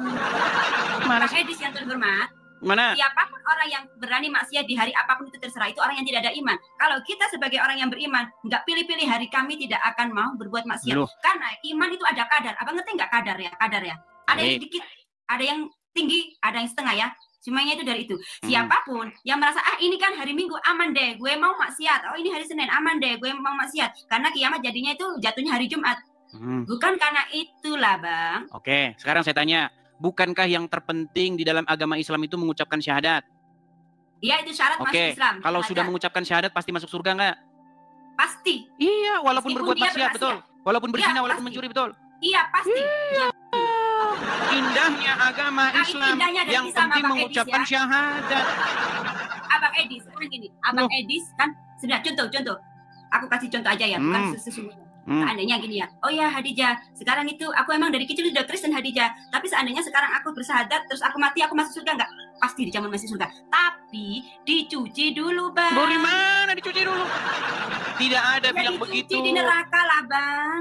Oke, intinya kalau kita merujuk kepada Al-Quran, kalau ada orang bertanya tentang hari kiamat, kiamat itu terjadi hari Jumat. Di kiamat itu Jumat. hanya di sisi Allah, betul? Oke, di sisi Allah, tapi Nabi Oke, Muhammad tapi mendapatkan Muhammad bagaimana malah hari sok Jumat. tahu mengatakan kiamat itu hari Jumat, betul? Gini aja, semuanya di sini 16.000 mata memandang. Kita saksikan ketika hari kiamat nanti datang, Jumat apa Minggu atau Senin, aku yakin tidak ada hari selain Jumat. Pasti di sini nanti Iya, akan menyelesaikan. artinya menurut Al-Quran disuruh hanya di sisi Allah yang tahu, hanya Allah yang tahu, tapi Muhammad malah bilang dia tahu kiamat itu akan terjadi hari Jumat, betul? Betul. Iya, Karena- artinya Muhammad sok tahu. Padahal Bukan tidak tahu, disuruh. tapi Adakah Muhammad dikasih itu sebab orang segini, pilihan, Bu dan Khadijah? juga sama Adakah ayat Al-Quran berkata, jikalau manusia bertanya kepada kamu tentang hari kiamat, maka katakanlah kiamat itu hari Jumat. Adakah Quran bilang begitu? tidak ada kalau di Quran. Oke, Quran bilang kiamat itu hanya di sisi Allah, betul? Ya betul. Tidak diperintahkan untuk mengatakan kiamat itu hari Jumat, betul? Tidak. Tapi Iya, kita kan- artinya Muhammad malah bilang hari Jumat, berarti dia offside, betul? Aduh, abang kok kayak sepak bola gini. offside juga. Iya, offside, dia maju duluan. Melanggar batas. Oke, gini. Iya, sudah mengakui kalau menurut Muhammad offside. Al-Quran, ya, kalau menurut Wah, Al-Quran yang sudah diterangkan tadi, mengaku. Oke ya, kalau yang diterangkan dalam Al-Quran tadi offset. Oke, offset. apapun Iya, offset. Muhammad offside, teman-teman. Oke, Iya. ini keadilan kita harus mengalah teman-teman muslim offset. Oke, offset kita setuju. Tapi Bang Edis asal tahu, Muhammad itu bukan manusia biasa. Dia itu pilihan, dekat sama semua malaikat, dekat sama Kata siapa Muhammad Pasti. pilihan? Waduh, ini makin nekat yang. Abang dengar dulu. Sebelum Nabi Adam yang pertama diciptakan, Nur Muhammad sudah diciptakan. Abang belum tahu yang namanya itu. Pernah nggak dengar sejarah itu, Abang? Coba, Abang. Baik. Apakah Muhammad itu punya kelebihan dibanding dengan rasul-rasul yang terdahulu? Punya. Oke, baik. Kita tunjukkan ya.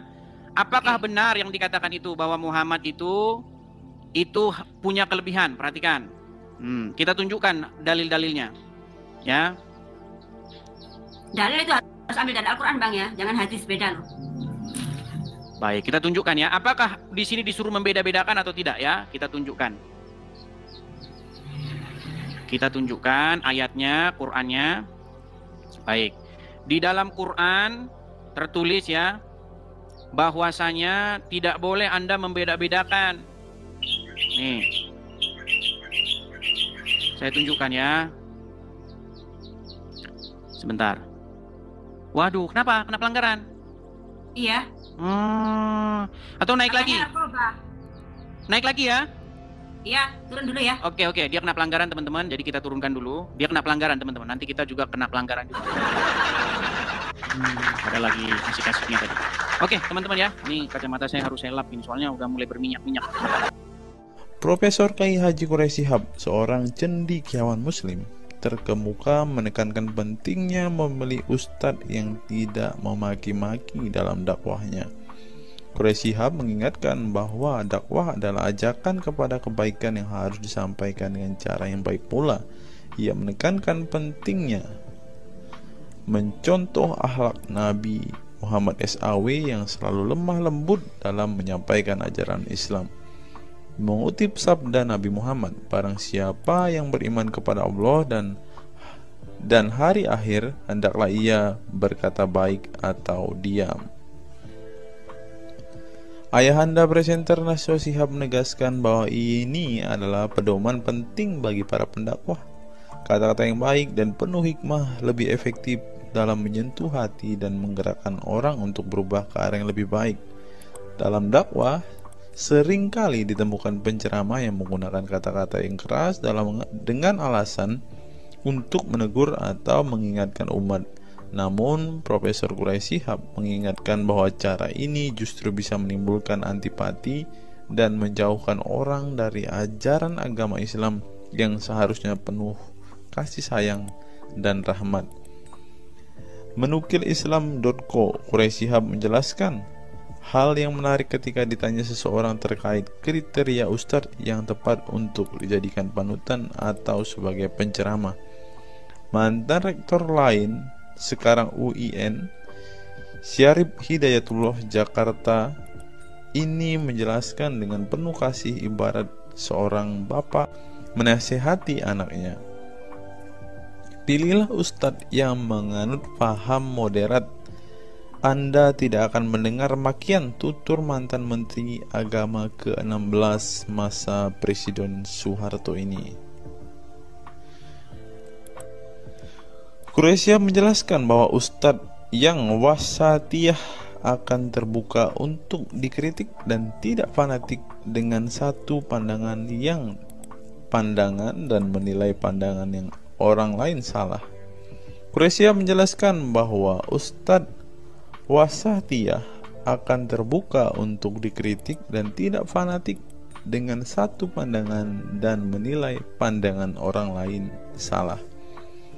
Ustadz yang wasatiyah memahami bahwa jalan menuju agama itu besar dan memiliki jalan-jalan kecil untuk menuju jalan besar itu.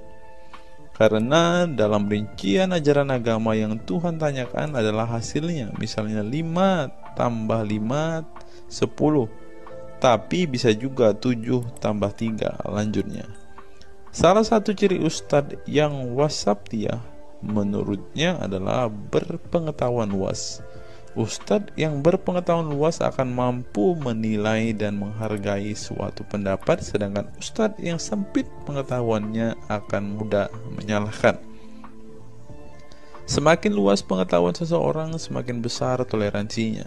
Semakin sempit, semakin bodoh tandasnya. Nah, teman-teman muslim, silahkan kalian mau milih ustadz yang modelnya seperti ini. Karena ustadz yang berilmu itu seperti yang dikatakan oleh Bapak Quraisy Shihab ini, bahwa mereka pasti adalah orang yang sangat toleransi. Tetapi jika ustadzmu kamu dapati tidak bisa bertoleransi atau orang yang intoleran, maka mereka bisa dikatakan ustadz yang BODOH, kata Quraisy Shihab. Nah, pertanyaannya adalah, apakah Zuma termasuk standar ustadz yang baik atau ustadz yang toleran? Mari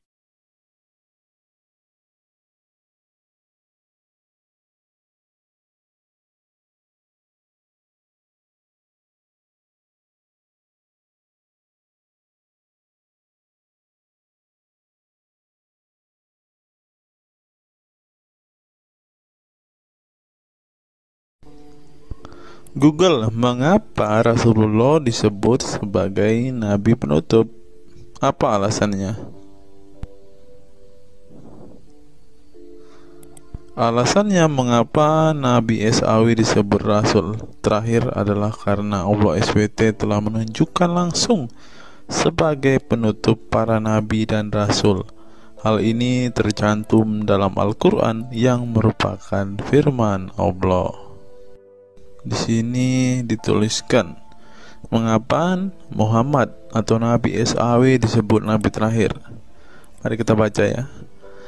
Katamul Anbiya merupakan salah satu julukan Nabi Muhammad yang berarti penutup para nabi, sesuai dengan firman Allah SAW dalam surat Al-Ahzab ayat 40 yang berbunyi, artinya Muhammad itu sekali-sekali bukanlah bapak dari seorang laki-laki di antara kamu, tetapi dia adalah Rasul Allah dan penutup nabi-nabi, dan adalah Allah Maha mengetahui segala sesuatu. Nabi Muhammad SAW merupakan nabi terakhir yang Allah utus untuk menyempurnakan agama-agama sebelumnya. Al-Quran merupakan kitab Allah yang menyempurnakan kitab-kitab sebelumnya, sehingga tidak perlu ada kitab lain karena Al-Quran merupakan kitab Allah yang menyempurnakan kitab-kitab sebelumnya, sehingga tidak perlu ada kitab lain karena Al-Quran sebagai kitab terakhir. Maka dapat diartikan bahwa tidak ada lagi nabi setelah Nabi Muhammad SAW. Nabi Muhammad SAW sebagai nabi terakhir juga didukung dengan dalil lainnya, yaitu surat Al-Sab 61 ayat 6. Dan ingatlah ketika Isa bin Maryam berkata, "Hai Bani Israel, sesungguhnya aku adalah utusan Allah kepadamu, membenarkan kitab sebelumku, yaitu Taurat, yang memberikan kabar gembira dengan datangnya seorang rasul yang akan datang sesudahku, yang namanya Ahmad dalam tanda kurung Muhammad." Menurut Syekh Al-Zairi dalam kitab Al-Jawahir dan Al-Qalamiyah, alasan kenapa Nabi Muhammad SAW dijadikan nabi terakhir adalah hikmah terputusnya para nabi itu untuk menyeru umat manusia agar beribadah kepada Allah, menunjukkan mereka ke jalan yang lurus dalam urusan kehidupan duniawi dan ukrawi, memberitahu kepada mereka tentang hal-hal yang tidak dapat dicapai oleh penglihatan mereka, dan memberitahu keadaan yang pemikiran mereka belum sampai, dan menetapkan dalil yang meyakinkan serta menghilangkan syubhat keserupaan yang tidak benar. Adapun hubungan dakwah Nabi Muhammad SAW dengan nabi-nabi terdahulu ialah terbangun atas dasar sebagai penguat dan penyempurna dakwah nabi-nabi sebelumnya. Oleh karena itu, semua para nabi selalu dibangun atas dasar dua pondasi utama, yaitu akidah, syariat, dan akhlak. Dari segi kaidah, dari segi akidah, semua ajaran yang dibawa oleh para nabi, mulai dari Nabi Adam alaihissalam sampai Muhammad SAW, adalah sama. Tidak ada beda antara nabi satu dengan nabi yang lainnya. Semuanya mengajarkan keimanan terhadap keesaan Allah SWT, yaitu dengan membersihkan dari segala sifat yang tidak layak baginya, dan mengimani adanya hari kiamat serta adanya surga dan neraka. Maka dari itu, semua para nabi menyerukan kepada kaumnya masing-masing antara dasar iman kepada Allah, dan semua para nabi setelahnya saling membenarkan ajaran yang telah dibawa oleh para nabi sebelumnya. Adapun dari segi syariat yang mengatur tatanan kehidupan masyarakat dan individu terhadap perbedaan dalam metode dan kuantitasnya antara satu nabi dengan yang lain. Hal itu disebabkan karena syariat tersebut dalam ranah pelaksanaan, bukan sebuah pengabaran seperti akidah. Perkembangan zaman dan perbedaan bangsa yang satu dengan bangsa yang lainnya turut mempengaruhi syariat mereka satu sama lain. Diutusnya satu nabi itu adalah khusus untuk umatnya pada waktu itu, bukan umum untuk semua manusia. Sebuah hukum syariat terbatas dalam ruang lingkup yang sempit sesuai dengan umatnya pada waktu itu secara khusus. Nah, dari bagian pertama ini kita mengetahui, teman-teman, mengapa Rasulullah ini dikatakan sebagai nabi penutup, karena Rasulullah juga mengajarkan kepada keesaan Allah, teman-teman. Nah, seperti yang terus di sini, semuanya mengajarkan keimanan terhadap keesaan Allah SWT, yaitu dengan membersihkan dari sifat segala yang tidak layak baginya dan mengimani adanya hari kiamat dan adanya surga dan neraka. Salah satu alasan mengapa Rasulullah disebut sebagai Nabi penutup adalah ini, teman-teman. Mari kita lihat fakta berikutnya. Menurut kumparan, teman-teman, alasan mengapa Rasulullah SAW disebut Nabi terakhir, teman-teman. Mari kita simak ya.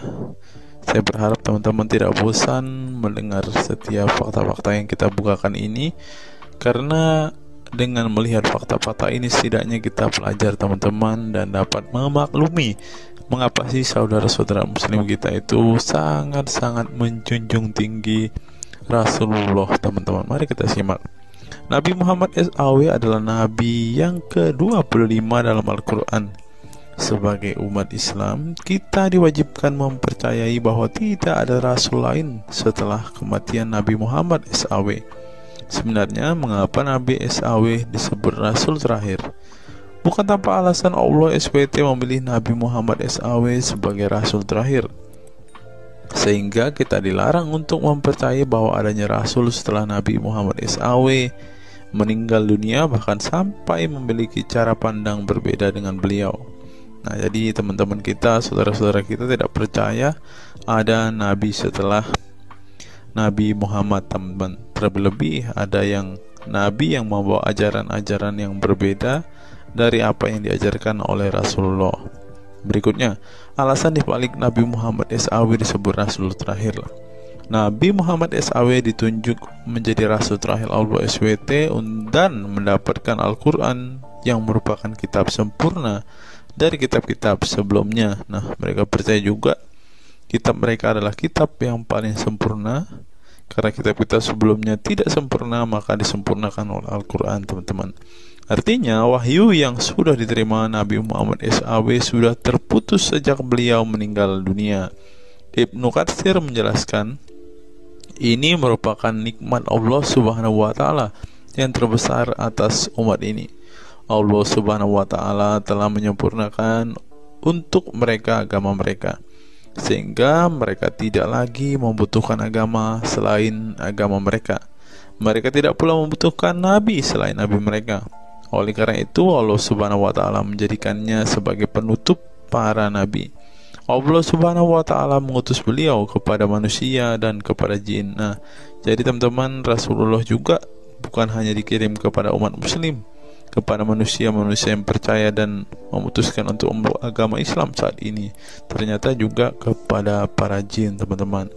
Allah Subhanahu wa Ta'ala berfirman, artinya Muhammad itu sekali-kali bukanlah bapak dari seorang laki-laki di antara kamu, tetapi dia adalah Rasulullah dan penutup nabi-nabi, dan adalah Allah Maha mengetahui segala sesuatu. Dikutip dari buku situs-situs dalam Al-Quran oleh Syarifuddin Al-Fikri, para ahli bahasa memberikan makna terhadap kata ma dalam surat Al-Ahzab ayat 40 dengan al-istitsaku wal ma'u, yang artinya memastikan dan menolak sesuatu, sehingga Al-Quran menyebutkan bahwa Nabi Muhammad SAW sebagai khatam an-nabiyin. Artinya pasti tidak ragu beliau seorang nabi terakhir dan menolak orang mengaku di kemudian hari.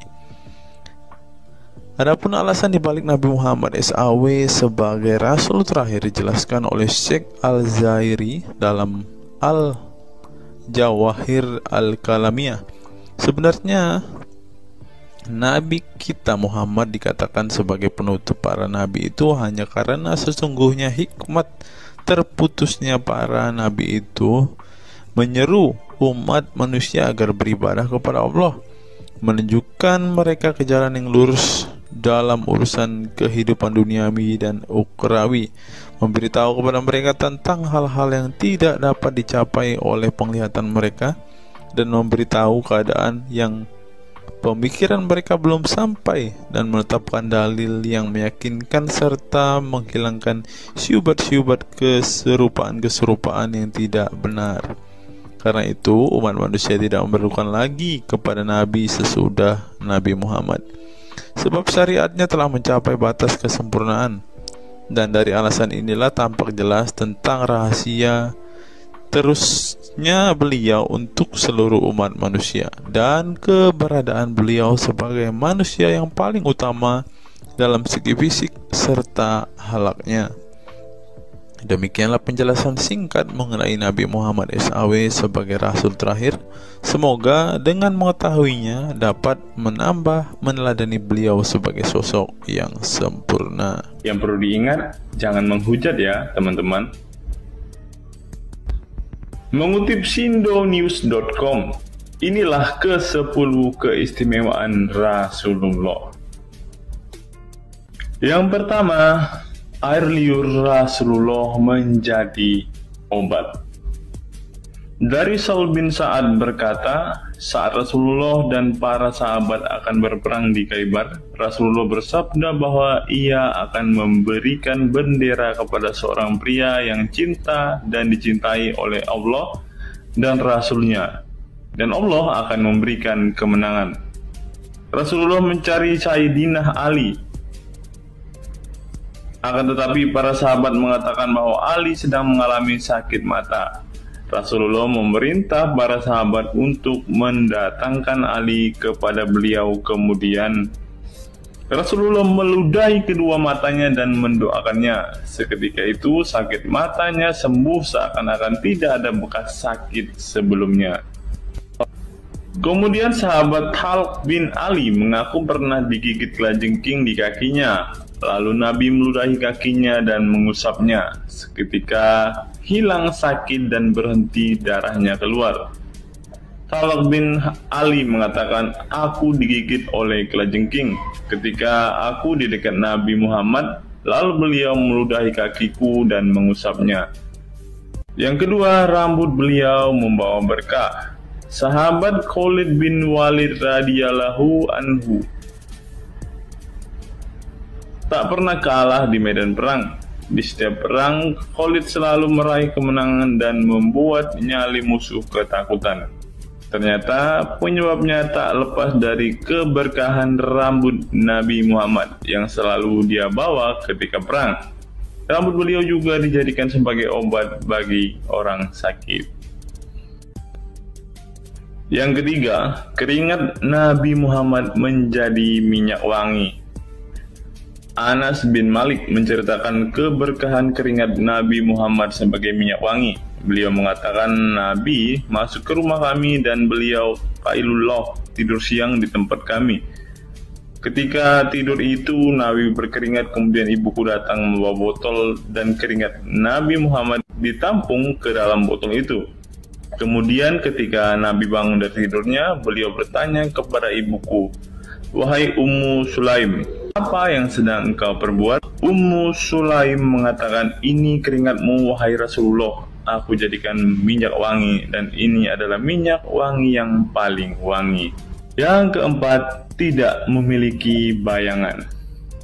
Asyadid Muhammad bin Alawi Al-Maliki dalam kitabnya Mafahim Yazid Antus Hahaha menyebut di antara kekhususan Nabi Muhammad adalah tidak memiliki bayangan. Karena memang beliau adalah cahaya dan cahaya tidak pernah memiliki bayangan. Nabi tidak memiliki bayangan meskipun ada sinar matahari. Ini didukung oleh doa Nabi yang meminta kepada Allah untuk dijadikan sebagai cahaya. Hal ini disebutkan oleh Imam Muslim dalam hadis yang menjelaskan tentang bacaan Nabi dalam doa sujudnya. Ya Allah, jadikanlah di dalam hatiku cahaya, di pendengaranku cahaya, dalam penglihatanku cahaya, di sebelah kananku cahaya, di sebelah kiriku juga cahaya, di depanku cahaya, dan di belakangku cahaya, serta di atasku cahaya, juga di bawahku cahaya, dan jadikanlah untukku cahaya. Dalam riwayat lain juga disebutkan, jadikanlah aku cahaya. Yang kelima, tidak pernah menguap. Dalam kitab Al-Qashais Al-Kubra, Imam Asyuyuti menyebutkan riwayat Nabi Muhammad yang sepanjang hayat tidak pernah menguap. Ditakris oleh Imam Al-Bukhari dalam kitabnya Al-Tariq dan juga Ibnu Abi Saibah dalam Musannafnya, dan dari Isa Ibnu Sa'ad dari Yazid bin Al-Asham, beliau berkata bahwa Nabi Muhammad tidak pernah menguap sama sekali.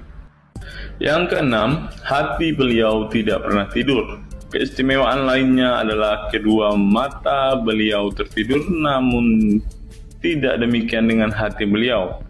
Suatu waktu Nabi Muhammad pernah ditanya oleh istrinya Sayyidah Aisyah tentang tidurnya selepas sholat witir. "Wahai Rasulullah, apakah engkau tidur setelah sholat witir?" Beliau menjawab, "Betul Aisyah, sesungguhnya mataku tertidur dan tetapi hatiku tidak pernah tidur." Ini sejalan dengan apa yang disebutkan beliau bahwa para nabi tidaklah tidur kecuali hanya mata mereka saja yang terpejam. Hati mereka tidak pernah tidur dari berzikir kepada Allah Ta'ala. Dan begitu juga para nabi tidur hanya matanya saja, sedangkan hatinya tidak pernah tidur. Yang ketujuh, jubah beliau sembuhkan orang sakit. Asma bintu Abu Bakar radhiyallahu anhu bertaburuk dengan jubah Nabi. Dari Abdullah bin Kaisan berkata, "Diperlihatkan kepadaku sebuah jubah tayalisah dari Kisra dan kerahnya berbahan dibaj. Juga kedua sisinya dijahit dengan dibaj." Asma berkata kepada budaknya, "Wahai Abdullah, jubah ini dahulu ada pada Aisyah hingga ia wafat. Setelah Aisyah wafat, aku pun mengambilnya. Dulu Rasulullah sering memakai jubah ini. Kami pun biasa mencuci jubah ini dengan air untuk menyembuhkan orang yang sakit."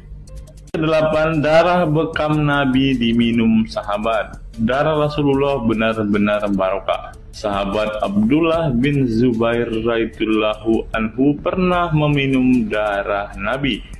Diceritakan Abdullah datang kepada Rasulullah ketika beliau sedang berbekam.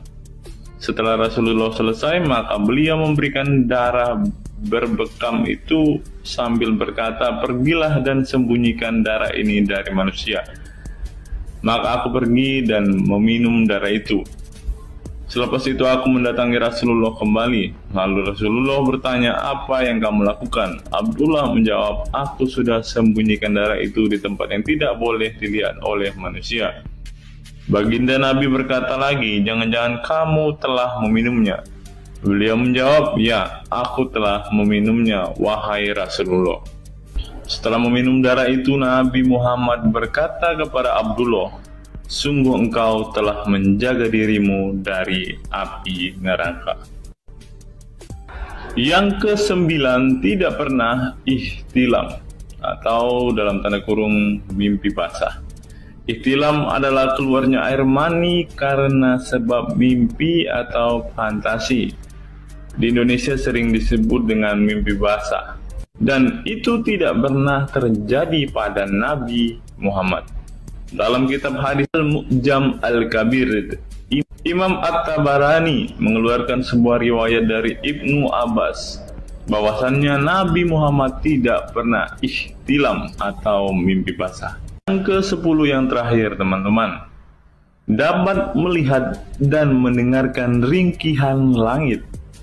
Dari sahabat Abu Dzar, Nabi Muhammad bersabda, "Sesungguhnya aku melihat apa yang kalian tidak lihat, dan aku mendengar apa yang kalian tidak dengar, ringkihan langit.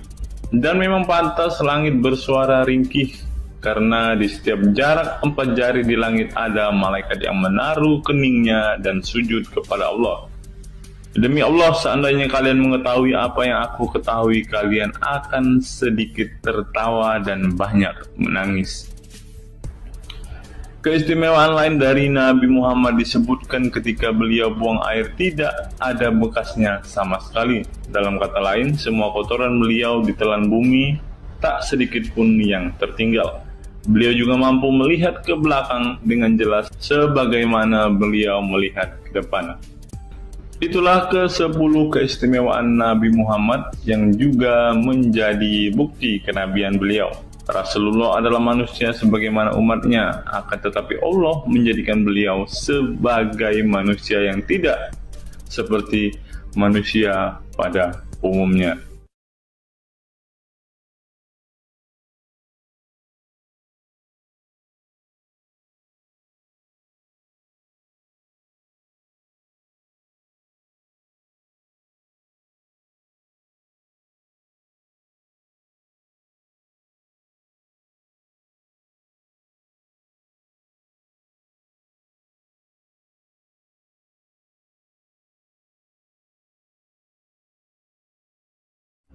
Hari ini kita akan menyimak sebuah kisah yang saya kutip dari sebuah artikel yang akan menggemparkan kita semua. Karena kisah ini berisi sebuah cerita tentang para sahabat Nabi Muhammad yang katanya masuk surga. Bagaimana mungkin para sahabat ini bisa masuk surga? Sedangkan junjungan mereka sendiri pun tidak mempunyai kepastian surga. Seperti yang diungkap Bapak Quraisy Shihab berikut ini. Tidak benar, saya ulangi, tidak benar bahwa Nabi Muhammad sudah dapat jaminan surga. Mendengar apa yang dikatakan Bapak Quraisy Shihab tadi, jelaslah bahwa Rasulullah pun tidak pasti masuk surga. Bagaimana mungkin para sahabat masuk surga jika sang junjungan sendiri tidak punya kepastian surga? Memang sedikit aneh sih teman-teman. Nabi tidak pasti masuk surga, tapi para sahabat masuk surga. Mungkinkah para sahabat lebih baik dari sang Nabi? Untuk itu, mari kita simak kisah para sahabat Nabi berikut ini dan temukan alasan mengapa mereka bisa masuk surga. Kisah sahabat Nabi Muhammad SAW yang dijamin masuk surga oleh Allah SWT. Semua manusia pasti menginginkan masuk surga Allah SWT, namun tidak semua jiwa bisa masuk surga. Ada banyak tantangan dan perjalanan yang sangat panjang yang harus dihadapi umat Islam hingga mendapat kesempatan ala SWT untuk masuk surga. Itu juga belum tentu langsung masuk surga. Mungkin harus ke neraka untuk menghapus dosa-dosa terlebih dahulu. Meski demikian, kita bisa belajar dari kisah sahabat Nabi Muhammad SAW yang dijamin masuk surga Allah. Mereka tidak begitu saja mendapat tempat yang keindahannya kekal abadi. Berbagai ujian keimanan dan fisik dalam mengarungi kehidupan mereka di jalan Allah SWT. Siapa sajakah sahabat Nabi SAW yang dijamin masuk surga? Simak selengkapnya dalam ulasan berikut ini. Kisah sahabat Nabi Muhammad SAW yang dijamin masuk surga. Dalam sebuah hadis terdapat 10 sahabat Nabi SAW yang masuk surga. Hadis tersebut berasal dari Abdurrahman bin Auf radhiyallahu anhu. Ia berkata, Rasulullah SAW bersabda. Adapun kisah 10 sahabat Nabi yang dijamin masuk surga yang dikutip dari buku biografi 10 sahabat Nabi yang dijamin masuk surga karya Sujai Fadil 2020. Yang pertama, Abu Bakar As-Siddiq. Abu Bakar As-Siddiq dikenal sebagai manusia terbaik setelah Nabi Muhammad SAW. Beliaulah orang pertama yang beriman kepada Nabi SAW, menemaninya dan membenarkan perkataannya. Ketika Nabi Muhammad SAW meninggal dunia, beliaulah yang dipilih menjadi imam dan melanjutkan kepemimpinan sebagai khalifah. Yang kedua, Umar bin Khattab. Sahabat Nabi Muhammad SAW selanjutnya yang dijamin masuk surga adalah Umar bin Khattab. Dedikasi beliau kepada agama Islam sangatlah besar. Walaupun sebelum ia memutuskan untuk beriman kepada Nabi Muhammad SAW, ia ingin membunuhnya. Setelah masuk agama Islam, Umar bin Khattab menjadi orang yang paling berani dan mendapat gelar Al-Furuq yang memiliki arti pembeda antara yang benar dan yang salah. Yang ketiga, Utsman bin Affan. Utsman bin Affan merupakan saudagar kaya raya, namun kekayaan tersebut tidak membuatnya sombong, namun kebalikannya.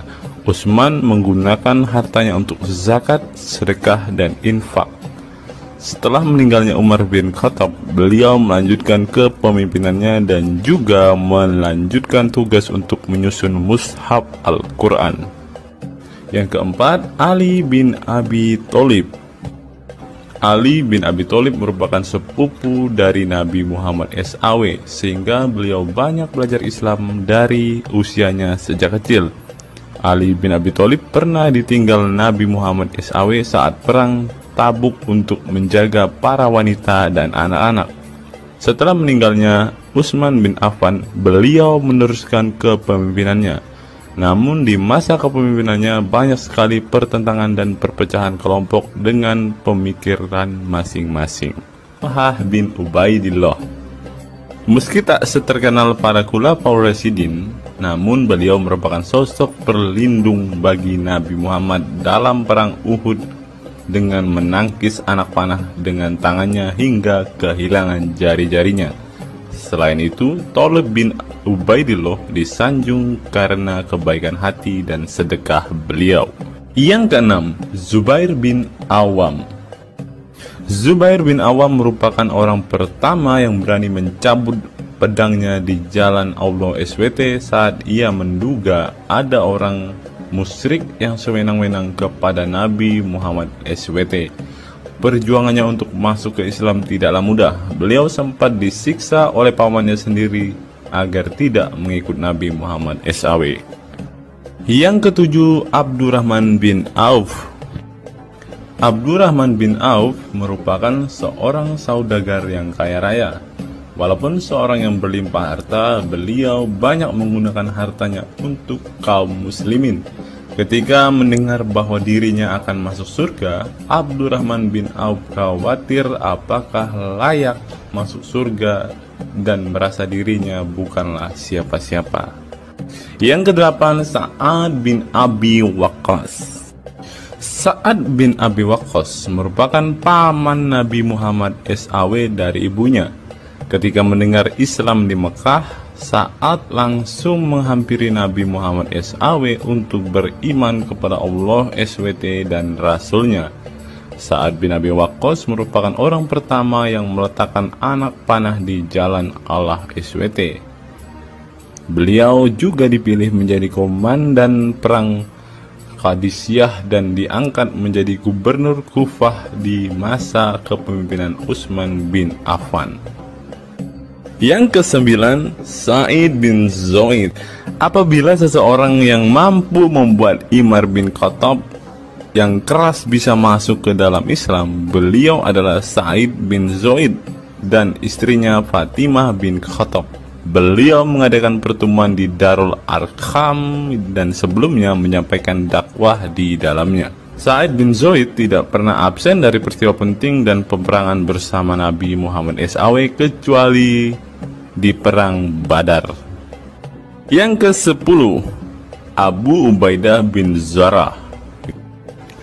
Abu Ubaidah bin Zarah merupakan seorang sahabat Nabi Muhammad yang lemah lembut namun cekatan. Beliau termasuk salah satu generasi pertama yang masuk Islam. Ketika perang Uhud, 2 gigi depannya copot, malah tampilan dirinya makin bagus.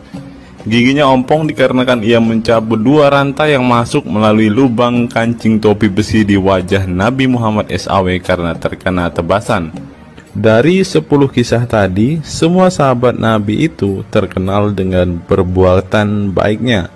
Apakah standar umat muslim masuk surga adalah dengan berbuat baik?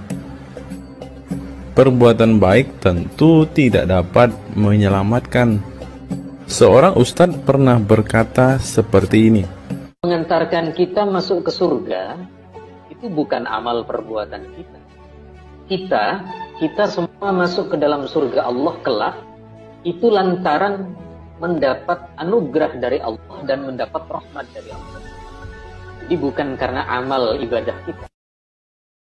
Apa tanggapan teman-teman setelah menyimak kisah ini?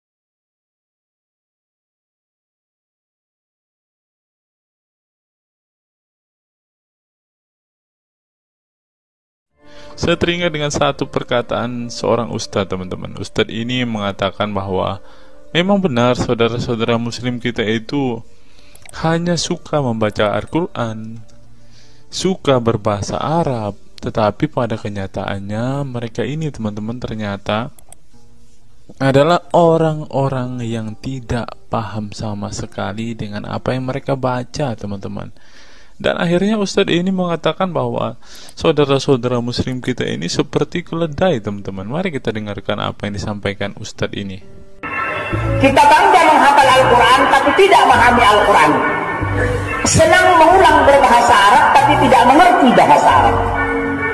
Suka membaca Al-Quran tapi tidak memahami maknanya. Akhirnya apa? Menjadi keledai di Indonesia.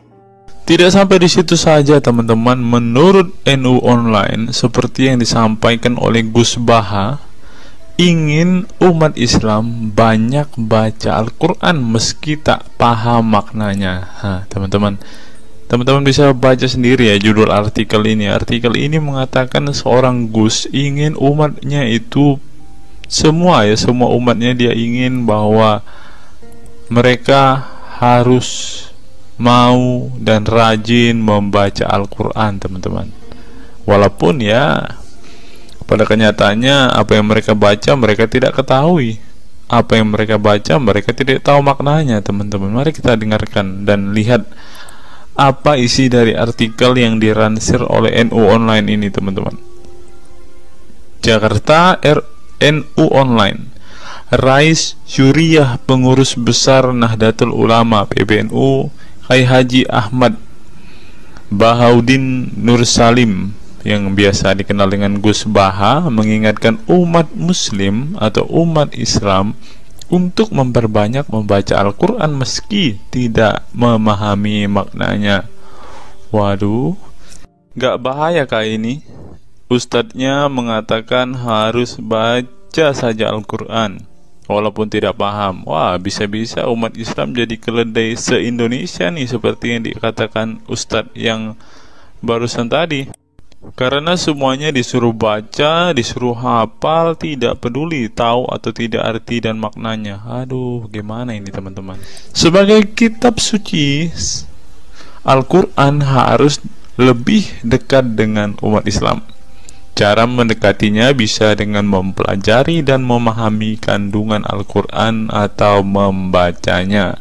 Membaca Al-Quran lebih bernilai ibadah, terutama di bulan suci Ramadan. Saya paling sangat ingin di Ramadan ini banyak membaca Al-Quran, baik membaca secara qiraatan saja atau lebih jelasnya. Sebagaimana dikutip NU Online dari akun YouTube Santri Gayeng, menurut Gus Baha, membaca Al-Quran tidak harus menunggu paham arti dan tafsirnya, sebab membaca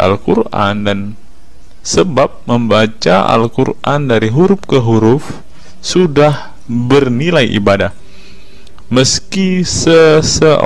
Meskipun seorang yang membacanya itu tidak paham arti dan maknanya, terlebih ketika membaca dan kemudian menjadikan isi Al-Quran sebagai bimbingan hidup. Gus Baha mencoba melogikakan orang yang membaca Al-Quran tetapi tidak memahami maknanya. Ia menjelaskan ketika seseorang membaca Al-Quran dan tidak paham maknanya, maka seseorang itu hanya menyibukkan diri dengan kalamullah. Hal ini menurut Gus Baha sesuatu yang baik. Tetapi Ustadz yang tadi mengatakan kalau hanya bisa membaca tetapi tidak ngerti maknanya, mereka sama dengan keledai di Indonesia. Nah, sekarang umat muslim bingung nih harus ngikutin yang mana, mau jadi keledai atau hanya menjadi pembaca tetapi tidak tahu apa-apa nih. Lanjut, teman-teman. Efek dari kesibukan dengan kalamullah itu pasti tidak melakukan maksiat. Tetapi kalau kita melihat ya, kalau ada satu contoh kasus yang terjadi di pesantren kemarin kan, teman-teman, di artikel yang kita baca sebelumnya, bahwa kejadian atau hal yang bersangkut paut dengan maksiat ini terjadi di dalam pondok pesantren, teman-teman. Bagaimana ini Gus Baha? Kalau Anda mengatakan bahwa ketika orang sibuk dengan membaca Al-Quran, dengan kesibukan membaca kalamullah, dan bisa terhindar dari melakukan hal-hal maksiat, tapi kok di pondok pesantren malah terjadi maksiat nih Gus Baha, bagaimana ini? Lanjut, saya beri contoh, meskipun membaca saja dan tidak paham artinya, itu tetap baik. Ada orang yang semalaman itu duduk bersama keluarga, ngobrol ringan tentang masa lalu, cerita lucunya atau lucunya anaknya. Pada malam itu ditulis oleh malaikat bahwa keluarga ini tidak maksiat, tidak dugem, tidak narkoba, dan tidak ke tempat maksiat, jelasnya. Gus Baha mengatakan keberkahan dari seorang muslim atau muslimah menyibukkan diri bercengkrama bersama keluarga, asik guyon dengan teman dan tetangga adalah tidak melakukan maksiat dan tidak macam-macam, apalagi jika saat itu membaca Al-Quran. Hal ini sesuai dengan kajian ilmu usul fikih yang dipelajari Gus Baha dari Al-Makfurlah Kiai Haji Maimun Zubair. Dia menegaskan bahwa di antara kebaikan agama Islam adalah meninggalkan itu adalah pekerjaan yang tidak butuh modal. Gus Baha menjelaskan, apabila seseorang ingin mendapat pahala sholat, maka harus sholat. Kalau ingin mendapat pahala haji, maka harus haji. Namun ada kebaikan yang tidak perlu modal, yaitu meninggalkan kemungkaran. Caranya cukup meninggalkan hal-hal yang dilarang Allah. Cara meninggalkan kemungkaran bisa dengan bercengkrama dengan keluarga, baca Al-Quran, bercanda dengan teman, dan hal positif lainnya. Sehingga kalau ada orang yang tanya, kenapa baca Al-Quran meskipun tidak paham itu dapat pahala? Satu, karena itu kalamullah. Kedua, sebagai kebaikan itu adalah meninggalkan kemaksiatan. Meninggalkan itu bisa dilakukan dengan hal-hal mudah. Ini pentingnya ngaji. Saya ngaji usul fikih dengan Kiai Haji Maimun, abahnya Gus Yasin, katanya. Gus Baha mengaku sejak kecil ia sudah terbiasa membaca dan mempelajari Al-Quran, bahkan hingga saat ini. Kebiasaan Gus Baha mempelajari Al-Quran yang berlangsung puluhan tahun ini membuatnya memiliki kecintaan yang mendalam dengan kitab suci yang diturunkan kepada Nabi Muhammad itu. Ia juga membaca banyak literatur klasik maupun modern untuk memahami Al-Quran, kemudian melakukan diskusi dengan banyak pakar Al-Quran dari berbagai daerah dan negara tentang berbagai tema. Tetapi syukur-syukur bacanya Al-Quran itu paham. Artinya paham sesuai dengan kapasitas masing-masing. Saya mulai kecil hingga sekarang masih ngaji Al-Quran, masih belajar, juga masih terus mencari ilmu. Ucap pengasuh pondok pesantren Tahfidzul Quran LP3 IA Rembang, Jawa Tengah itu. Nah teman-teman, setelah mendengarkan apa yang dikatakan Ustadz Munzir Situmorang dan juga Gus Baha ini, taulah kita sekarang mengapa ketika ada debater Islam yang berdebat dengan saudara-saudara apologet Kristen kita, mereka tidak paham sama sekali dengan Quran mereka, dengan hadis mereka, karena ya seperti ini teman-teman. Membaca Al-Quran, menghafal Al-Quran itu adalah sebuah ibadah bagi kepercayaan mereka teman-teman. Walaupun mereka tidak paham apa yang mereka baca, walaupun mereka tidak mengerti sama sekali apa yang mereka baca teman-teman, yang penting dibaca saja, itu adalah sebuah amal baik. Nah teman-teman, kita belajar bahwa ketika apologet Kristen berdebat dengan para apologet Islam atau dengan para polemikus Muslim, inilah yang terjadi teman-teman. Mereka tidak paham sama sekali ketika mereka ditanya isi hadis dan Qur'annya. Karena pada intinya atau pada kenyataannya, seperti pengakuan dua ustadz ini tadi, bahwa memang benar umat muslim itu hanya senang membaca, hanya suka membaca, hanya suka mengimani tetapi tidak paham sama sekali dengan apa yang mereka baca dan imani, teman-teman.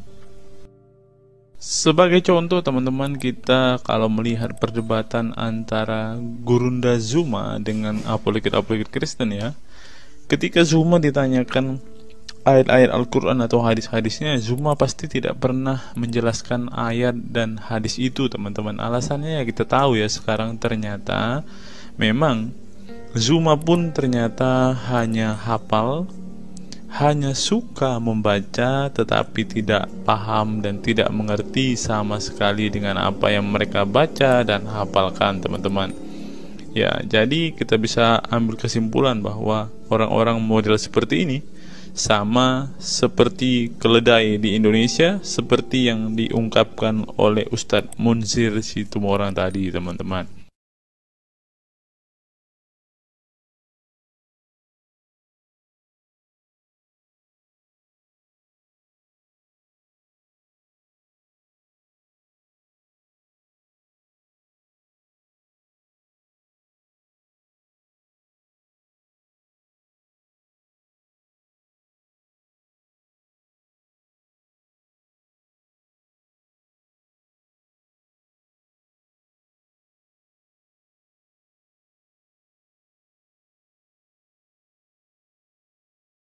Fenomena pemurtadan dan kelompok Islam radikal.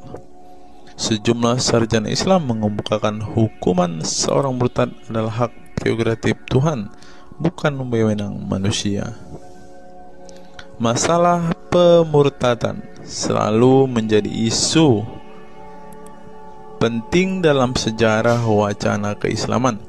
Dalam Islam, tindakan atau sikap seseorang muslim meninggalkan agama Islam, baik dengan perkataan maupun dengan perbuatan, disebut dengan ridah atau irtidad dalam bahasa Arab. Dan orang muslim yang melakukan tindakan ini disebut murtad. Nah, seperti yang dikatakan oleh Yakut tadi, teman-teman, dengan mengatakan toa itu seperti gonggongan anjing, dia sudah murtad, teman-teman. Itulah sebabnya saudara-saudara muslim menganjurkan dia untuk istighfar dan mengucapkan 2 kalimat syahadat kembali. Lanjut. Seorang dikatakan murtad belum tentu mereka pindah atau konversi ke agama baru. Bisa juga mereka kemudian memilih untuk tidak beragama, menjadi sekuler, ateis, agnostik, dan lain sebagainya.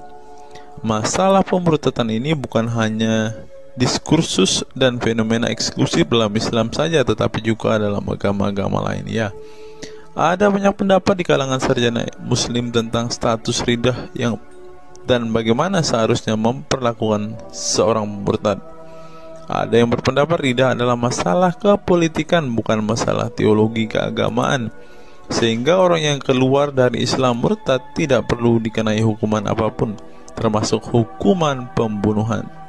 Karena itu akan bertentangan dengan doktrin Islam dan Al-Quran yang menggaransi kebebasan bagi seseorang untuk beriman dan beragama atau tidak beriman dan tidak beragama. Bagi mereka, sejarah hukuman pembunuhan bagi orang-orang yang keluar dari Islam lebih mengacu pada fenomena dan alasan sosial politik belaka.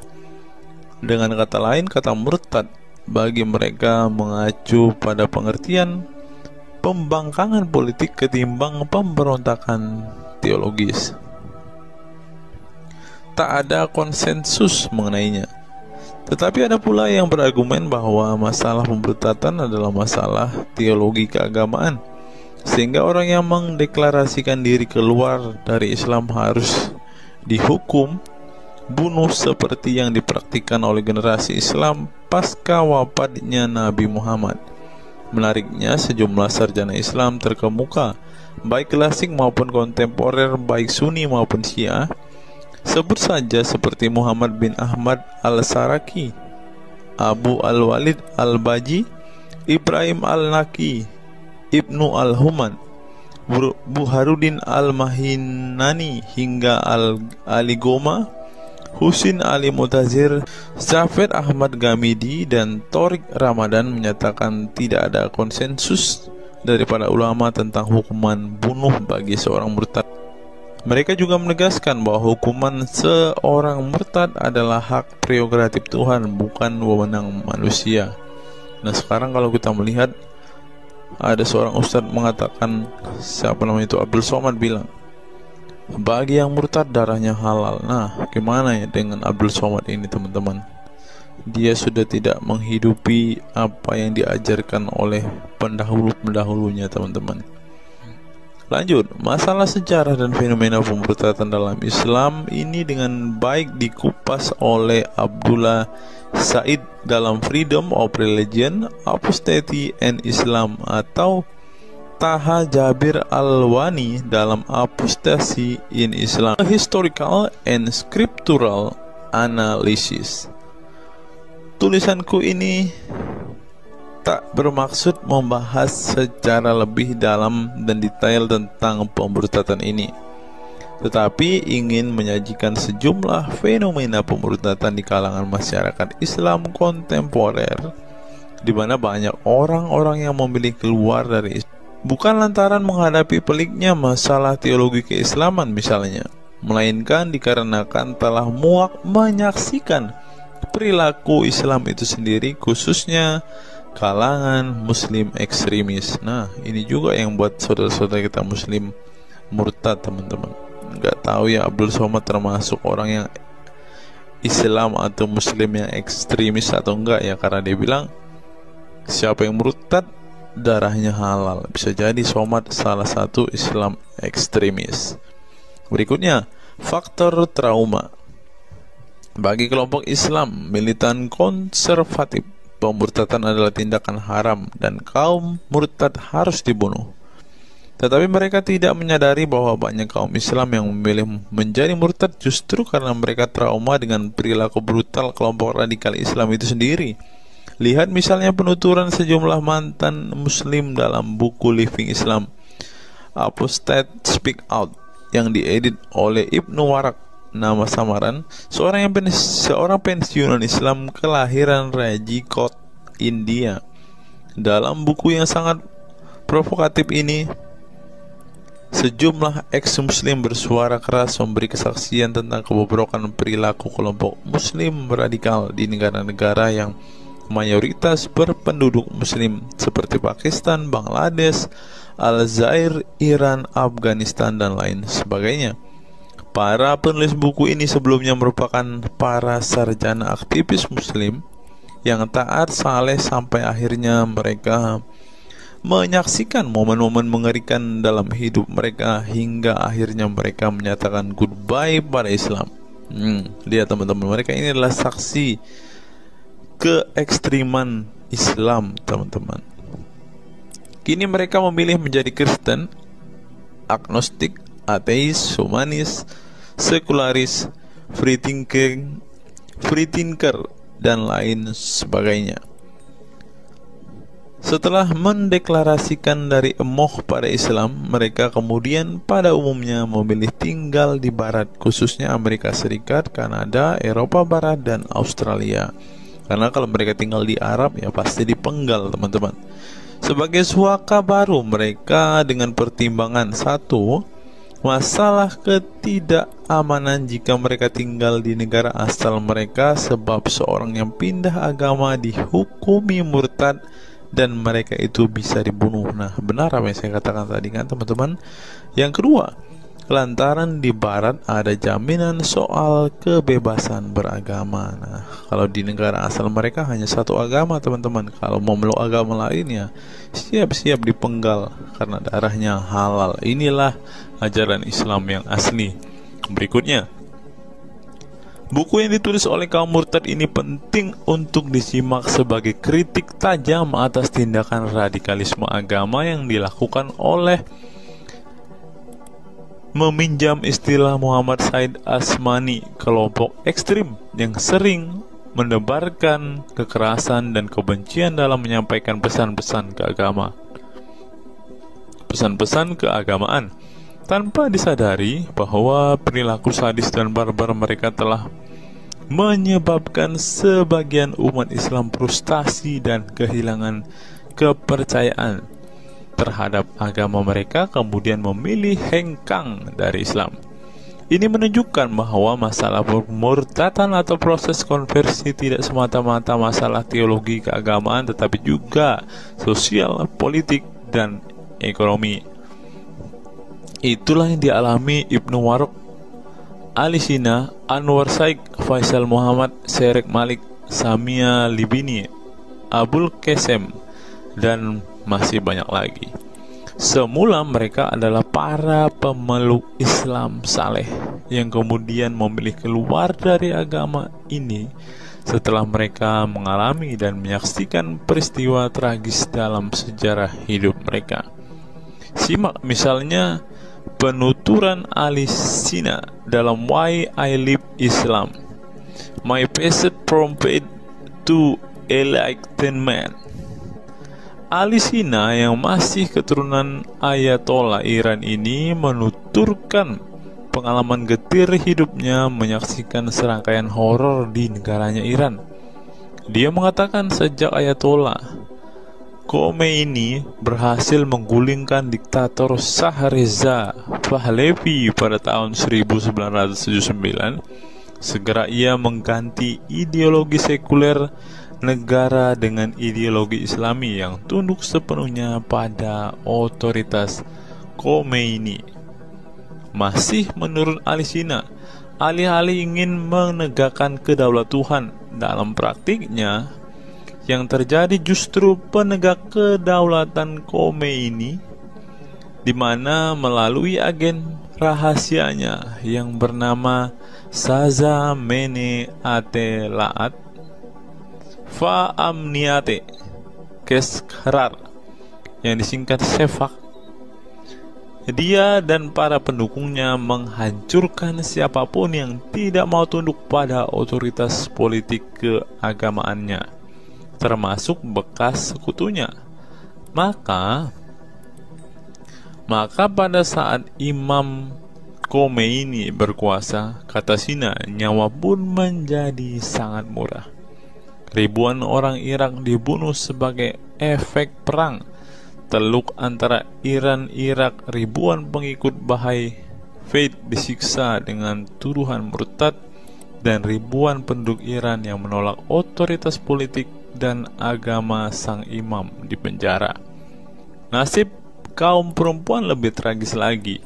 Sebelum dibunuh, mereka diperkosa oleh tentara syariat dengan alasan sebagai imbalan pembangkangan kepada sang Ayatollah sekaligus tiket menuju surga. Ngeri teman-teman, tiket menuju surga. Peristiwa tragis semasa rezim Khomeini ini membuat Ali Sina trauma dan kehilangan kepercayaan terhadap Islam sehingga ia memilih murtad. Sekarang ia mendirikan Faith Freedom Foundation untuk mengadvokasi orang-orang yang ingin meninggalkan Islam. Selain Ali Sina, pengalaman getir juga dialami oleh Abul Qasem Bangladesh, Syarek Malik Pakistan, Anwar Saik Pakistan Bertain, Nadia dari Maroko, Samia Libina dari Tunisia, Azad dari India, dan masih banyak lagi. Setelah mengalami dan menyaksikan sejumlah peristiwa tragis kekerasan agama yang dilakukan kaum muslim radikal di negara mereka, mereka kemudian hijrah ke iman yang baru. Memang tidak bisa dipungkiri di negara-negara berbasis Islam itu telah terjadi sejumlah peristiwa sadis yang dilakukan sekelompok rezim muslim militan dan kaum radikal agama demi ambisi politik kekuasaan mereka.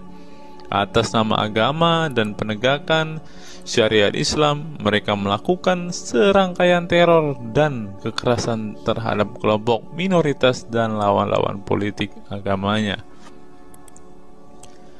Penulis perempuan Mesir Bad Yeor telah menunjukkan dengan baik sebagian dari sejarah gelap radikalisme kelompok militan konservatif terhadap kaum minoritas ini dalam buku The Decline of Eastern Christianity Under Islam from Jihad to Dhimmitud. Dalam buku ini, dia berpendapat bahwa konsep dhimmi, khususnya Kristen dan Yahudi yang secara literal mengacu pada definisi protected people, orang-orang yang dilindungi, dalam realitasnya justru menjadi kelompok yang diperas, dieksploitasi, karena di samping dipaksa membayar pajak pada pemerintah, mereka tidak pernah menikmati hak-hak sipil sebagai warga negara. Di negara-negara berbasis syariat Islam, mereka memang menjadi warga negara kelas 2, kalau bukan malah tidak berkelas lagi. Wah. Tidak hanya non-muslim saja, kaum muslim yang kebetulan berseberangan dengan ideologi dan aliran keagamaan rezim penguasa, baik rezim Sunni maupun Syiah, juga mendapat perlakuan kejam dan diskriminatif. Sebagian dari kaum muslim yang dizolimi oleh rezim Islam ekstrim ini masih bertahan memeluk Islam. Tetapi sebagian lain lebih memilih kabur ke negeri lain dan emoh memeluk Islam lagi. Ilustrasi di atas merupakan peringatan keras sekaligus memberi pelajaran berharga bagi umat Islam. Dengarnya saudara-saudara Islam, khususnya kelompok muslim militan konservatif yang selama ini getol berdakwah dengan cara-cara kekerasan dan intoleran. Perilaku brutal dan aksi-aksi kekerasan yang mereka lakukan tidak hanya menyebabkan simpati publik terhadap kaum muslim merosot, atau melorotnya tingkat kepercayaan publik terhadap Islam sebagai agama damai, toleran, pluralis, dan rahmatan lil alamin. Tetapi lebih dari itu, tindakan konyol kaum radikal agama ini telah menyebabkan pemurtadan sebagian umat Islam itu sendiri. Kedepan kaum muslim harus menebarkan Islam dengan cara-cara damai, santun, dan toleran, bukan dengan tindakan keras, kasar, dan intoleran yang justru merugikan Islam dan kaum muslim itu sendiri. Jika memang Islam itu agama rahmat bagi alam semesta, maka buktikan itu dengan tindakan nyata. Wallahu alam bishawab. Nah, itulah fakta-fakta yang bisa saya sampaikan pada kesempatan hari ini, teman-teman. Kiranya fakta-fakta ini dapat membuat kita semua sebagai umat Kristen semakin bersemangat berdoa, terlebih memberitakan Injil kepada saudara-saudara muslim kita yang benar-benar rindu, yang benar-benar ingin dan haus mendengarkan kabar baik, teman-teman.